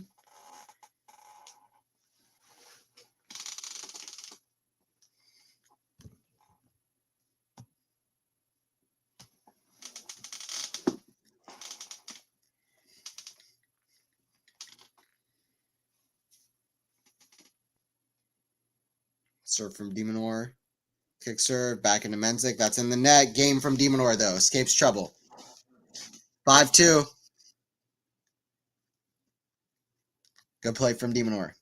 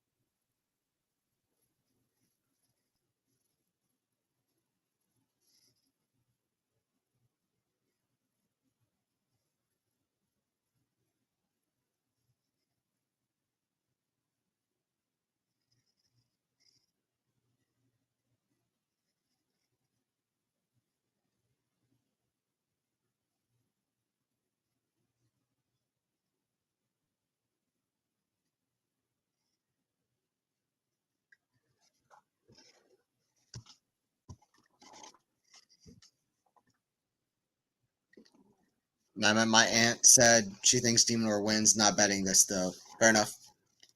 I think a lot of people might bet that Demon War comes back here.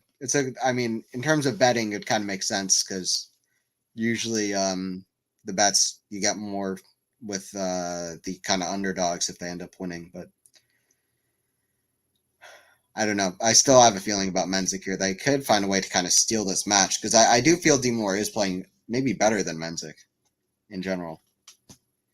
The best level anyone's found in the match so far has been by far Mensik in the tiebreaker, but that wasn't sustained.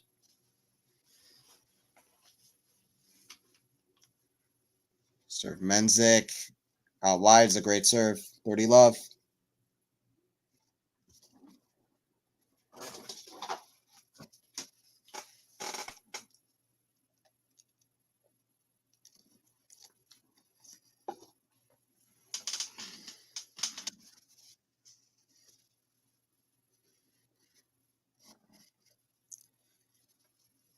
Second serve from Mensik.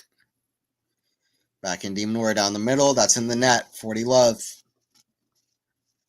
Mensik doing his part. Will Minaur be able to do his on the other side of the net? And try to serve out the second set. First serve misses long from the Czech. Kick serve out wide. Back in Minaur. The back into Mensik down the line. Down the middle. Forehand Mensik. The forehand to Minaur down the line. Backhand slice Mensik. That's in the net. 40-15.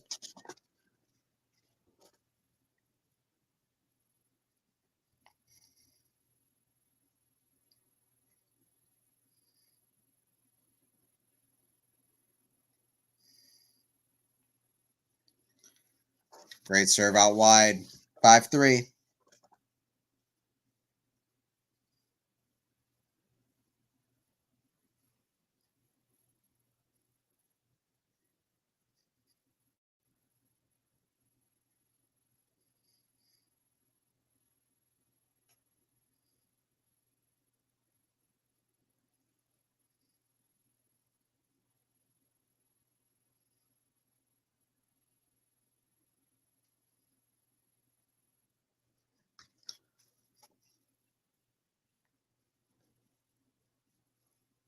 Oh wow. Miami and Madrid are apparently up for sale. So I'm assuming that means that the venues might change from where they are in Miami and Madrid. That's interesting. I hope that it happens for Miami. Madrid, I don't mind too much, but Miami, I hope that they change the venue. Although, if they could change the venue of Madrid to be a little bit less high altitude, that could be good to some extent because it's always made that part of the season a little bit weird. But I also like that though. Well, if they do change it to another venue, I hope that they just like move it to I don't know, like. But Miami for sure, I think that's not a bad thing because I have not liked it in the Hard Rock. It was way better when it was in Key Biscayne. Serve down the middle, forehand to the forehand of Mensik, backhand of Minaur. Goes long, 30-15.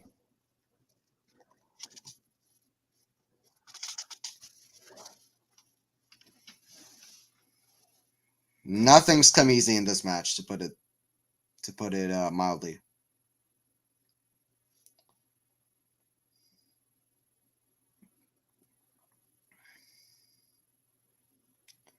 Serve from Mensik. Serve from Minaur. I keep saying that. Goes into the net. Second serve from Minaur.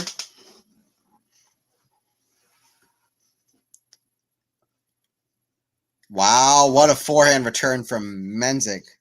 Absolute beauty. 30 all. Does Mensik have more to say in the set? Huge return for Mensik. Finally, kind of got his positioning right for a forehand there. Timed it real well. 30 all.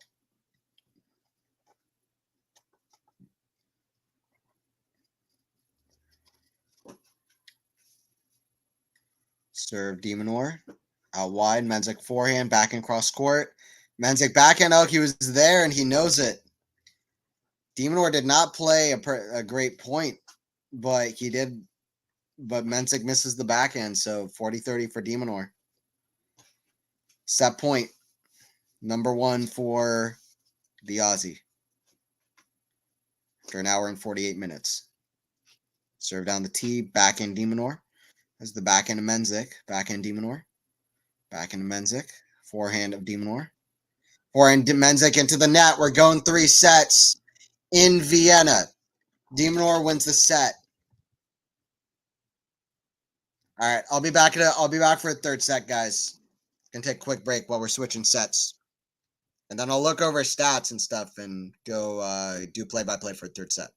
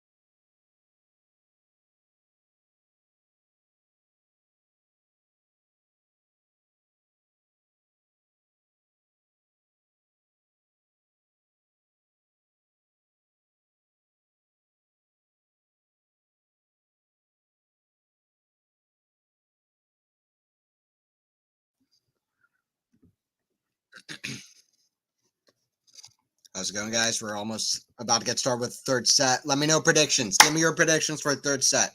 If your prediction's different than it was at the start of the match, that's also okay. I'm still gonna back Mensik for the victory. I think he can kind of get this done. Minaur still isn't looking like that confident or happy. Honestly, I don't know what it is, but he's still looking a little bit out of sorts. I don't think this is peak Minaur.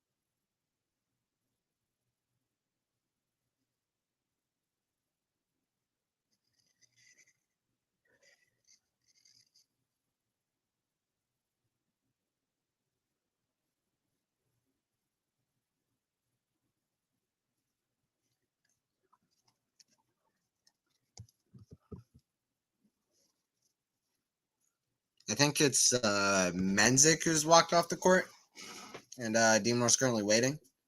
Might need to hurry up, or he might get a time violation. I don't know exactly. Don't know exactly the amount of time he's allotted, but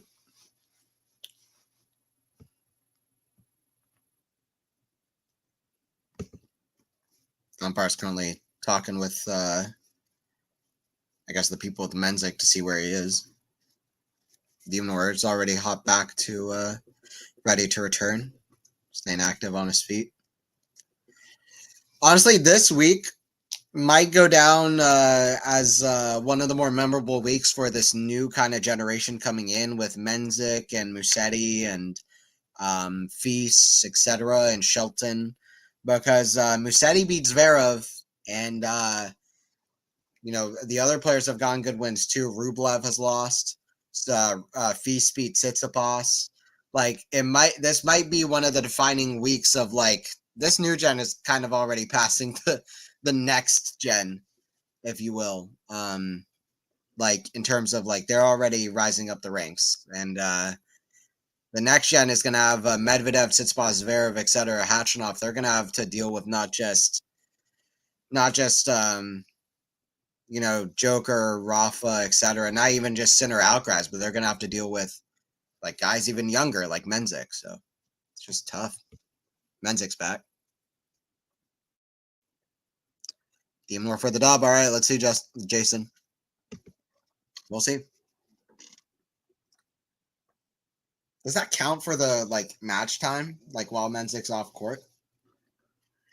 I think it did, right? Hour 55 minutes since the match began. Got one more set to play. Actually, not that long. It's because even if the set goes 1 hour, it's just 2 hours 55, which is not that abnormal. But we haven't had a whole lot of long rallies, have we? Forehand, backhand, Minaur goes to the backhand of Mensik. Backhand Minaur down the line, forehand of Mensik. Backhand cross court. Backhand slice, the backhand of Mensik. Backhand Minaur, forehand of Mensik. Love 15. These guys not really coming to net a whole lot. We're seeing a lot of errors finishing off like short rallies from the back of the court. Seems like that's what most of the points are. Serve out wide, backhand of Minaur to the forehand swing volley. Mensik's very good, 15-all. Let's see what Mensik can do. This is a huge match for both players. It honestly is, because, or at least it's a match that matters to both players. Because Mensik is trying to, whether it's a huge match or not, Mensik is trying to get to a semifinal in ATP 500. That would push his ranking from 51st to at least 43 in the world. He could get higher than that if he wins more matches down the road. Backhand cross court. Ooh, what a shot from Minaur. Great shot, 15-30. This would be big to get another break, just like in that second set. He was able to hold on to it in that second set.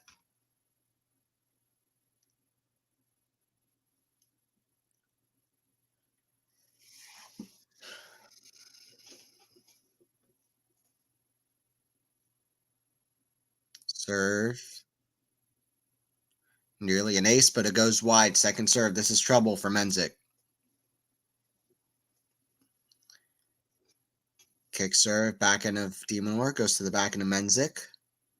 Forehand Minaur way up high. Goes out. Long. 30-all. To me, Mensik has the better kind of outward confidence of the two. If I was to pick one of them, I'd say both of them look a little bit nervy. But I'd say Mensik has like the better kind of positive body language in general. And it goes back to his results the last few weeks. Minaur, by the way, the reason it's important for him is this is a huge week for him to have a chance to get into ATP finals for the first time and potentially the last time in his career. Like, it would be a huge accomplishment. It's hard to finish top 8 in the world. Not just to be top 8 ever, but to be year-end top 8. It's a great accomplishment. Forehand cross court, Mensik with a forehand down the middle. He'll likely be an alternate into Turin no matter what, but to get into the top 8 and definitely have a chance to play, this is a big week for him. Mensik hits a shot into the net. That Minaur hits a shot into the net. 40-30.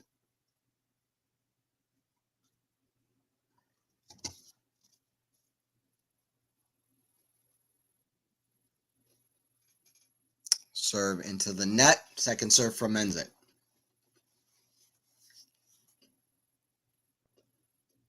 Back in Minaur, forehand to Mensik, cross court, forehand to Minaur. Hits a very flat cross. Backhand, cross court is a great angle. More luck for Mensik as he hits a volley that hits the net and goes over. That's about the third or fourth time that Menzik's hit the net and it's gone over. So he's getting quite a bit of luck on his side. Not that Minaur hasn't as well. I think Minaur's hit one or two that's hit the net as well. But anyway, it was always going to be Menzik's point anyway. He was on the offensive for that rally for the entirety of that point. It was not a well-struck backhand volley, though. The way he hit it, it was way too low. It should have gotten to the net.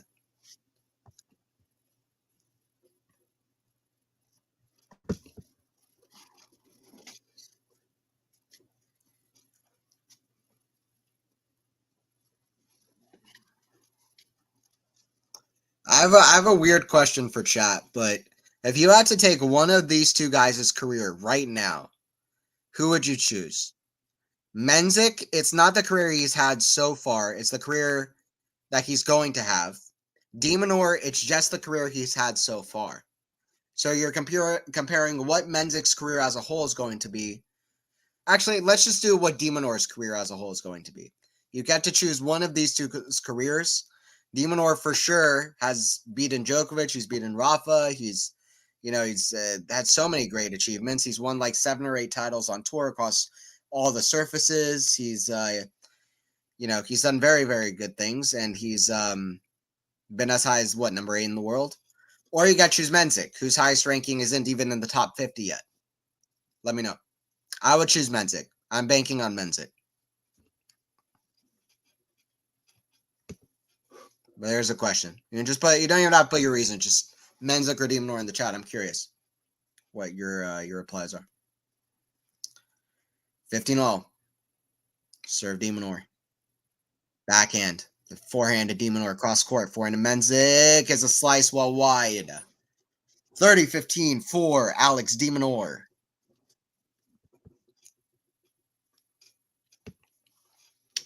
30-15. 30-15. The forehand, he's just hit some very, very poor forehands, hasn't he, Mensik? Serve down the tee, forehand, goes in, the backhand, Minaur, backhand down the line. Forehand, Minaur goes out 30-all. As long as he can keep with the backhand, I think he's honestly almost even better. I think I think his backhand has been better than his forehand in this match, Mensik. Like, just genuinely. Like, not even towards what you would usually compare the standards of a backhand to a forehand. Like, I think that it's genuinely been better. So if he can keep hitting his backhand, I think he's better off. Minaur needs to try to stop that from happening. Forehand, cross court, backhand, the volley of Minaur. Mensik runs. He can't get there. Good attempt, though. 40-30 for Minaur, who has the option to cut it off at the net, too, which is great. It was almost tough. Great attempt for Mensik, to be fair. Almost got it.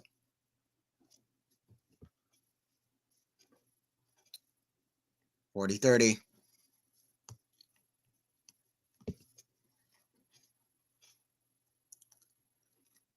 Serve out wide. Great shot from Minaur. 1 game apiece here.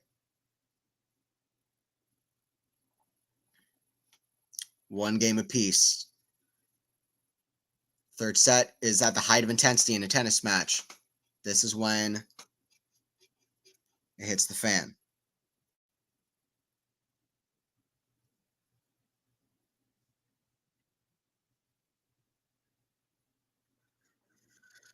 Crowd chanting, "Let's go, Alex, let's go." Interesting.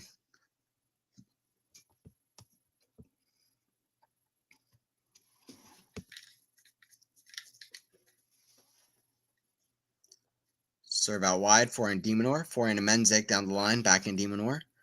Back into Mensik. That's top of the net. I would watch out for Minaur here, but I keep saying that, and it hasn't really mattered that much, so I don't know.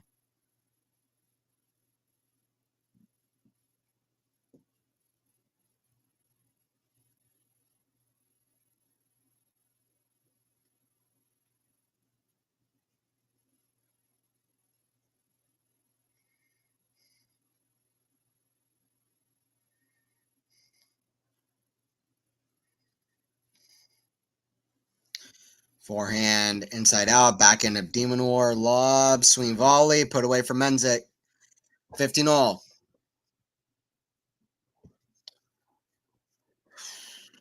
Fifteen all.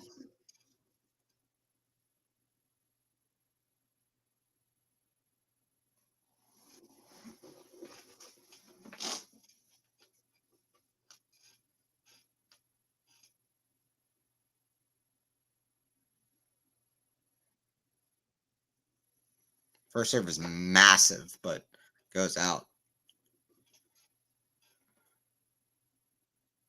Second serve. It's in the net. First serve was 202 kilometers an hour. What is that to miles? Just 125 miles per hour. I don't buy that. That serve was faster. I don't know if the serve clock even caught it. I think it said 202 before you hit the serve. That one seemed faster to me than 125. At least 135. That one's 223. So yeah, that seems much more plausible for his first serve speed. Backhand down the middle for an Minaur. Forehand inside out. Backhand a Minaur. It's in the net. 30 all.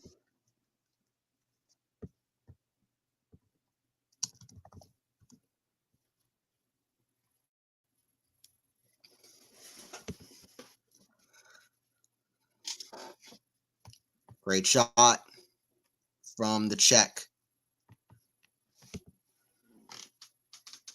Can the Czech find a checkmate here? And find a way to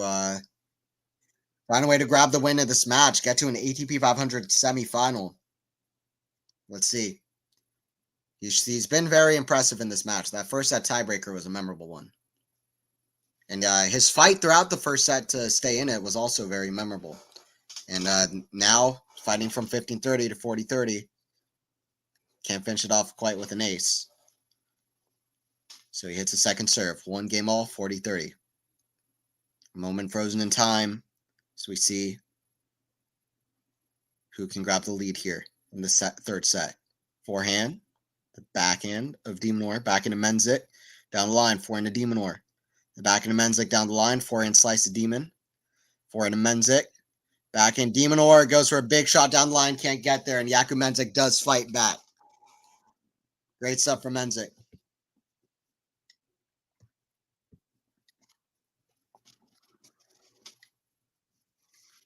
Two games to one for the Czech.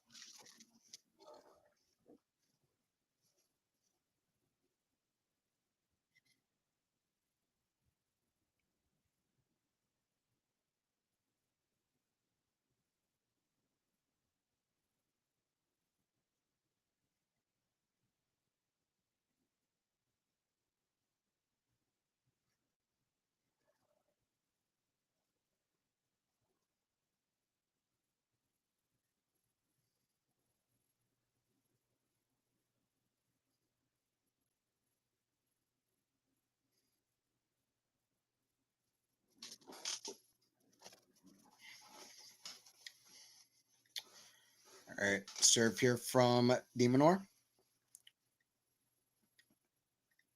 2 hours and 9 minutes of play. 3 games into the third. First serves the let.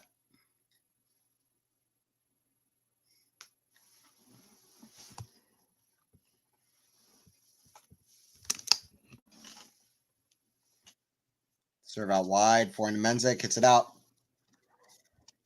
15 love. Honestly, this match I feel like is like we're seeing a lot more forced errors and unforced errors than anything else to finish off these rallies. It was never my favorite kind of match to watch, but is what it is. Forehand of Minaur into forehand of Mensik.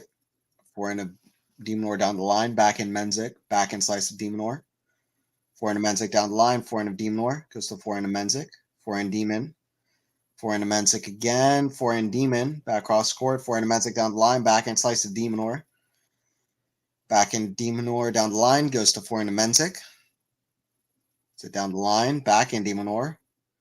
Back in slice. No one opting to come to the net. Baseline rally. Forehand cross court. Forehand Minaur long rally. Jeez. Backhand down the line. Forehands in the net. Yeah, no wonder there. Minaur is hunched. Mensik is hunched over after that. Minaur just looks completely unfazed because he's used to this. Minaur always looks so unfazed after a long rally. I love Minaur's poker face. He always looks the same no matter what's going on. He's like, I don't care. Like I could run a marathon right now. How many shots was that? Definitely 30 plus. I believe me. Don't know how many. Actually, I don't know if it was 30 plus. Maybe it feels like it's 30 plus because every other rally is so short. At least 25. I don't know beyond that. I'd say 30 plus. Forehand, that goes long, 2-2. 2 games all. If you have the stat on how long that rally was, please let me know.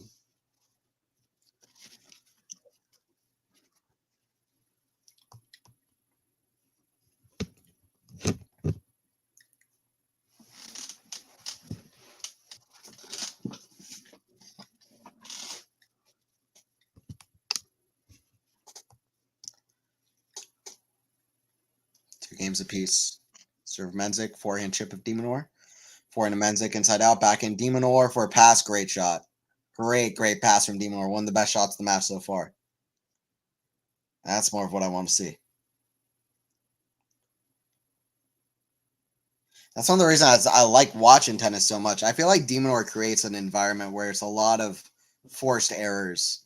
Kind of Gilles Simon-esque. It's a little bit more fun to watch than Gilles Simon. It's a little bit flashier, faster, but I don't know. I feel like Mensik is still too unforced error prone, where his entertainment value is still a little bit low, and a lot reliant on serve.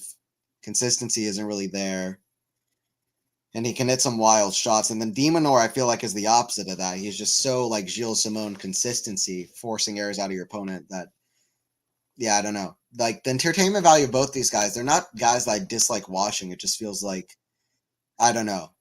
I feel like Minaur is specifically playing very consistent to try to get those errors out of Mensik, and that's a lot of what we're seeing. Or Mensik is hitting just some huge shot that managed to go in, and Minaur is hitting an unforced error or forced error off of that. So, all right, love 40 here. Minaur's got 3 break points. This is a huge moment, and we haven't seen anything even resembling this in the match so far. We had a 15-40 once, but we have not seen a position like this very often.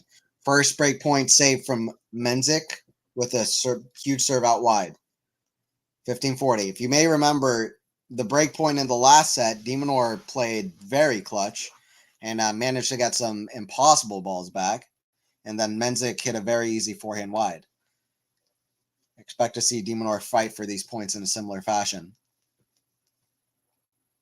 He does have that extra motivation with the ATP finals on the horizon. Forehand down the line. Oh, I can't believe it. Mensik missed it. That was an easy forehand. Too many forehand unforced errors. I mean, if Mensik wins this match, I'll almost feel strange with how many unforced errors that Mensik's had, specifically off the forehand shot. It feels like he's had like 60 forehand unforced errors at this point. We're at 3-2. In fact, I wonder if the site has the stat for unforced errors, because that's something I'm curious about. They don't have forehand unforced errors. They're not like Tennis Abstract, the site that also gives me the score. But they do have unforced errors, or they should. Usually they do. Okay, so I don't know how accurate this is, but it seems fairly accurate. This seems about right. Maybe. This seems about right. Hasn't been that high level from either. But Minaur is playing better. Throughout the match, even in the first set, I'd say in general, Minaur played better. Just Mensik goaded in the first set tiebreaker. This is funny. 13 aces to 2 aces. Yeah, this seems about right. This is a big stat. Minaur saved 4 for 4 break points. And he continued to do that. If he continues to do that, he's won the match, by the way.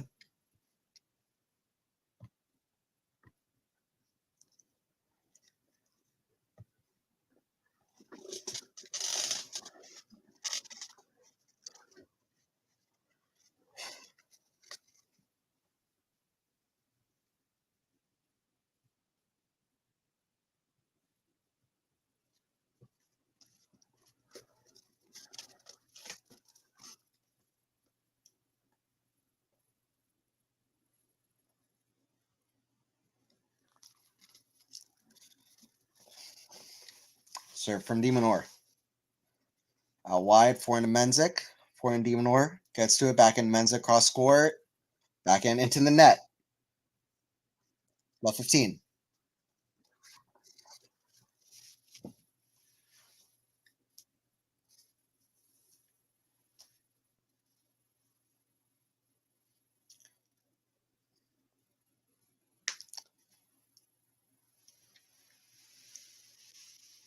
This week will have a particularly different feel, by the way, based on who wins this match. If Minaur wins this match, then it won't if Mensik wins this match, this week will be known as the week that this new gen really kind of announced themselves. Not just Sinner Alcaraz, but everybody else. Because 7 out of 8 semifinalists that's a memorable moment in ATP 500s.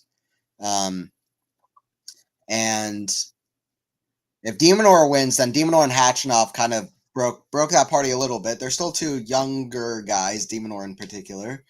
They're not like Monfils or somebody, but like Federer, Nadal, Djokovic, Monfils, Wawrinka, all these guys. They're not one of these guys, but they're still not 22 or younger.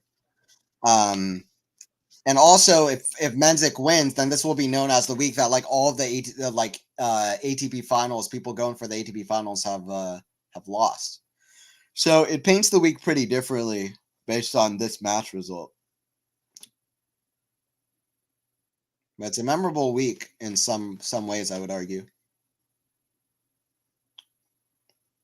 Especially if Mensik wins, but either way. Backhand goes wide. It just feels like in the second set, Minaur got the break, and then Mensik's wheels fell off. It just all stopped working for him. Let's see if something similar happens here. Minaur has won 14 of the last 20 points. That's not even that big of a streak, to be fair, but that's definitely the biggest that we've had in the match so far. That goes out from Minaur, 40-30. Momentum is firmly with Minaur. We've had such a roller coaster back and forth match that even thinking about momentum hasn't even crossed my mind in a while. Both these guys could do with switching things up more, because both Mensik is hurting Minaur and Minaur is hurting Mensik in a way in which they're doing a lot of errors, or they're losing a lot of points that they might not necessarily have to lose. I feel like maybe the confidence isn't there, the nerves are there, but they both could try switching up different things so that some of these patterns break off. That's a poor double fault from Minaur. You don't double fault when you're at 40-30. Trying to carry on momentum from breaking in the last game. That's just, you don't double fault. Deuce, chance for Mensik to find his way back into the set.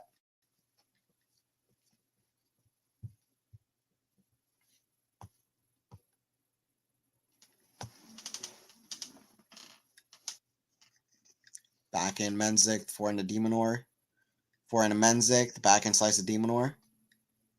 Back in Mensik, forehand Minaur. Backhand slice Mensik, the backhand slice Minaur to the backhand of Mensik. Forehand to Mensik. Forehand Minaur, big shot. Swing volley, very good. Mensik is just really wants to smash his racket. He's shadow smashed his racket about like 15 times. Because Minaur isn't playing that well, but he's still losing these points, and he knows it. Like, this is some of the worst Minaur's play all year, and he just can't really break through, which is just the truth of the matter. It is some of the worst tennis Minaur's played all year, but he's finding ways to get the lead here. Forehand inside out, backhand to Mensik, the backhand of Minaur. Forehand to Mensik, the forehand of Minaur. Forehand to Mensik inside out, backhand Minaur. Oh, what? Mensik's in the doubles alley hitting that shot. Mensik decided to play doubles. Remember that point. Wow, this is such a weird match right now. Like, the level is really lowered. That was going so far out, and Mensik wasn't even close on the volley. That goes into the bottom of the net. That was strange. You rarely see a pro reach for a shot that's going that far out. That was just ridiculous. Why? You know? That's just pure, like, frustration, honestly, just building up. Maybe he should have smashed his racket. Maybe he'd make the volley. Like, I don't know. Like, I'm just saying, like, he was, I don't know.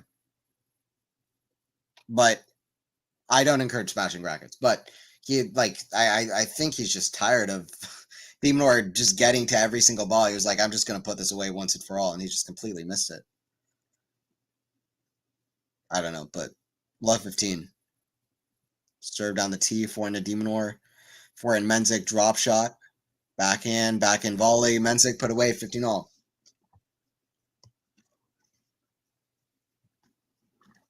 That was strange, honestly.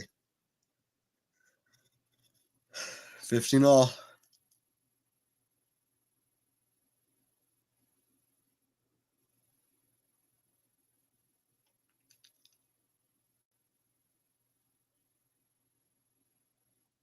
Serve down the tee is a great serve, 30-15.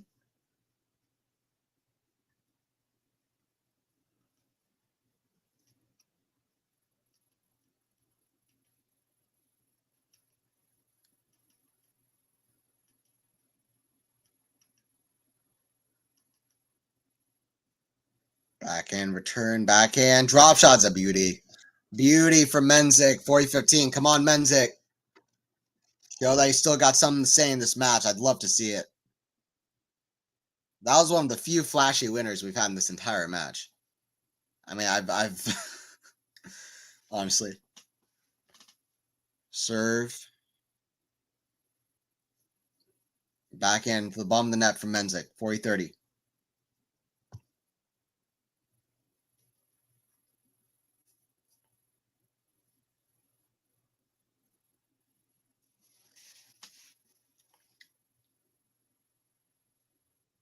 Serve out wide. Oh, what a return. Backhand volley is even better. What a point. All three shots in that rally were absolutely exquisite. The serve was good. The return was insane. And then the volley was insane as well. 4-3. Mensik getting a little bit of the momentum back. Little bit. What can he say on the return game? He'll need to break Minaur for the first time. He's had 4 break points. We'll see. That was a great point. Are they showing that dude outside? Yeah, great serve. That return was insane. I don't know if it was a little bit lucky, but the volley was very good recovery. That return was insane. What a shot, though. That return was nuts. Minaur is so good.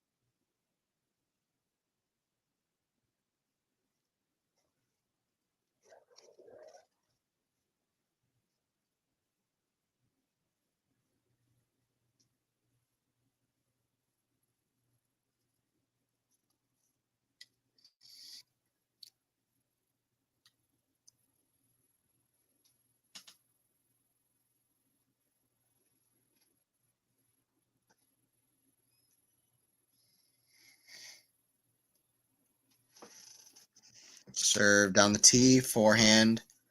The backhand of Mensik, backhand of Minaur, backhand of Mensik down the line, misses the backhand though. Too many errors from Mensik. Just too many errors from Mensik.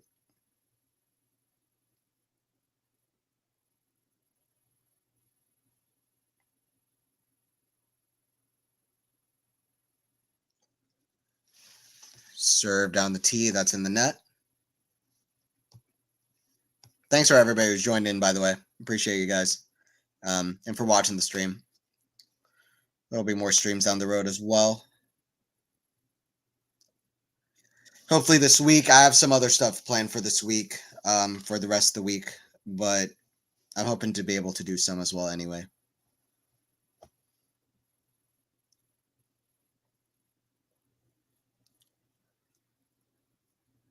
Serve. Minaur misses it long.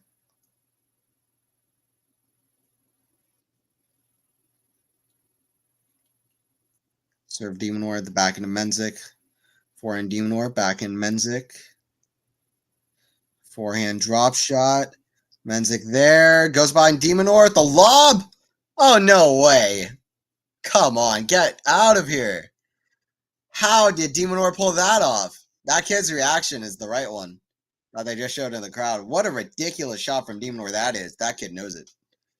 Holy crap. How did Minaur get that drop shot? Mensik was actually smart to go behind him. Miracle from Minaur. That deserves to be all over tennis TV. That was crazy. Minaur is so good, man. It's mind-blowing. He's just good, man. Like, that's it. He's just good. 5-3. Minaur is good. Validated by me. He's so good. Sometimes he's so good. That was a crazy shot. 5-3. He deserves to get to the last 8 of the Tour and ATP finals just because he hit that shot.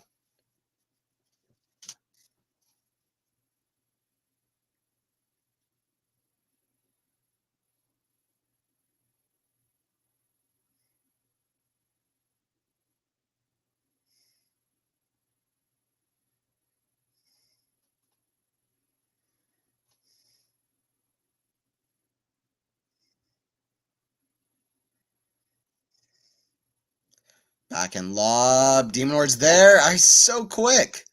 Backhand volley. Mensik misses the volley. Minaur's everywhere. Ridiculous. Minaur's a shorter guy. To get up to that shot was impressive. What an athlete.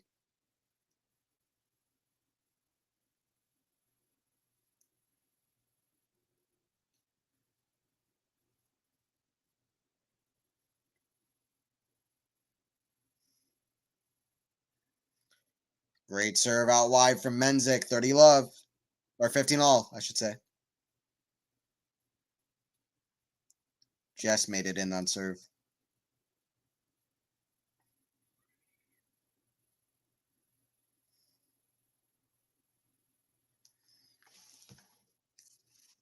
Another serve is a let. That frustration can't get to Mensik, though. He's got to keep fighting and gritting down if he wants any chance. I mean, honestly, score-wise, 6-4 in the third to Minaur is not that bad of a loss. He's still growing as a player. Minaur hasn't been at his best in this match either.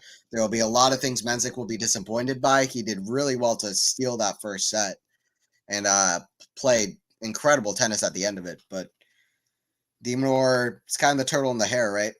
In a sense. And Minaur just a little bit more consistent, or a lot more consistent, even on his worst day. Forehand down the line is very good. 30 all. He's 2 points away now. Just met David and had a hit. Hey, that's awesome. Wow, it's crazy. How's the hit? That's cool. So that's the first time, right? First time y'all are meeting? Y'all have met? That's cool. Y'all recorded it though, right? We have to have the QualityShot tennis, have to have the hit for the QualityShot tennis. First QualityShot tennis match, right? Or at least practice. That's fun.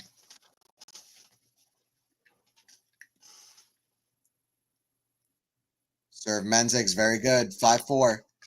Great stuff from Mensik. 1 game away. That volley lob from Minaur in that game was completely outrageous. I have a weird feeling Tennis TV isn't going to roll with it that much because because Mensik missed the last shot out. You know what I mean? Like if it was just like a lob and Mensik didn't even run for it. Like I don't know. I feel like for highlights they like to have the shots where the last shot isn't an error. But that lob was so completely outrageous. I hope it goes everywhere. I mean, it wasn't like the greatest shot ever, but it was a pretty crazy shot.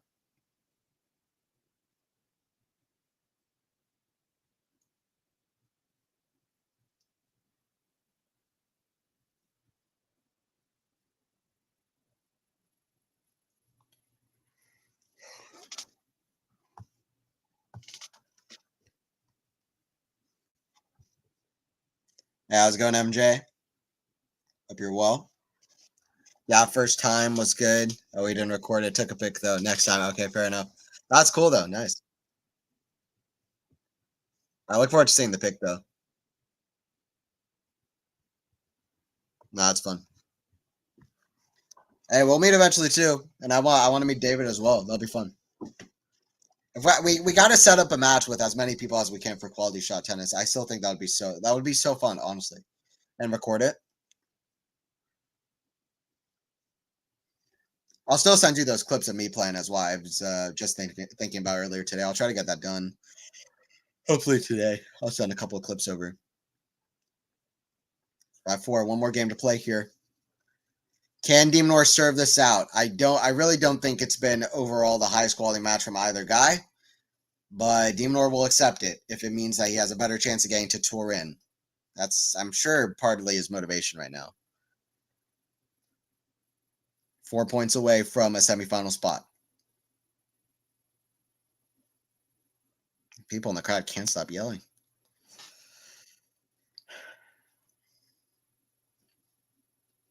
Serve from Minaur. Out wide. Great return from Mensik. Forehand. The back into Mensik. Backhand slice. Back into Mensik. Down the line. Forehand to Minaur. Cross court. Forehand to Mensik. Down the line. Backhand Minaur is there. Drop shot. Forehand Minaur is there at the flick. What a shot from Minaur. Yeah, Mensik had to expect that a little bit more. He didn't anticipate that well minaugh. He knows Minaur by now after what, 2 hours and however many minutes, 30 minutes. He's got to be ready for Minaur to hit that flick. That well deserved for Minaur to win that point. Mensik should have had his feet planted and ready. The drop shot was nice, but it's Minaur, and he's been getting everything.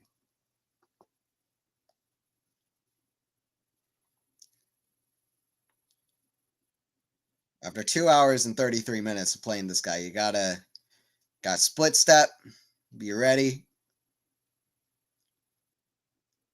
Backhand Mensik.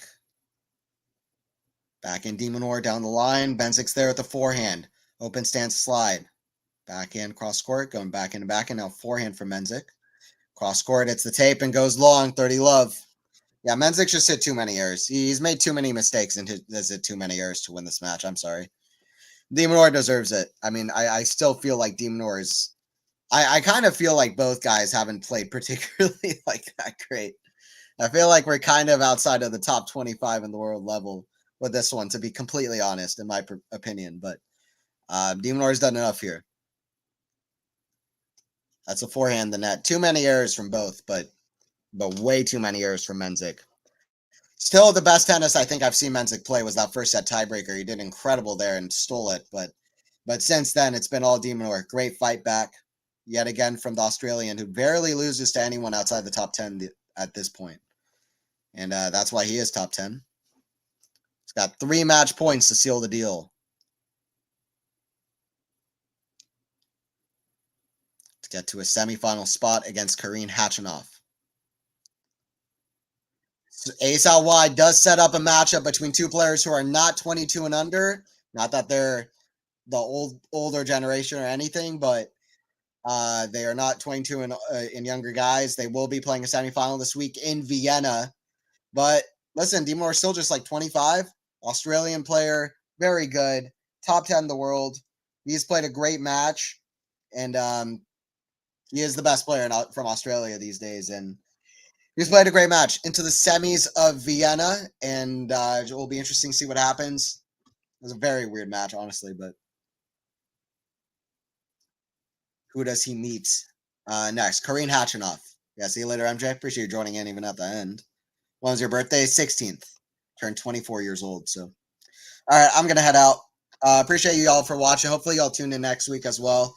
I think we'll get more exciting matches to stream off of as well, and I think it'll be good. So anyway, appreciate you guys. See you guys for the next one. 6-7-6-3-6-4 for Minaur, and he's through to the semis in Vienna. Peace.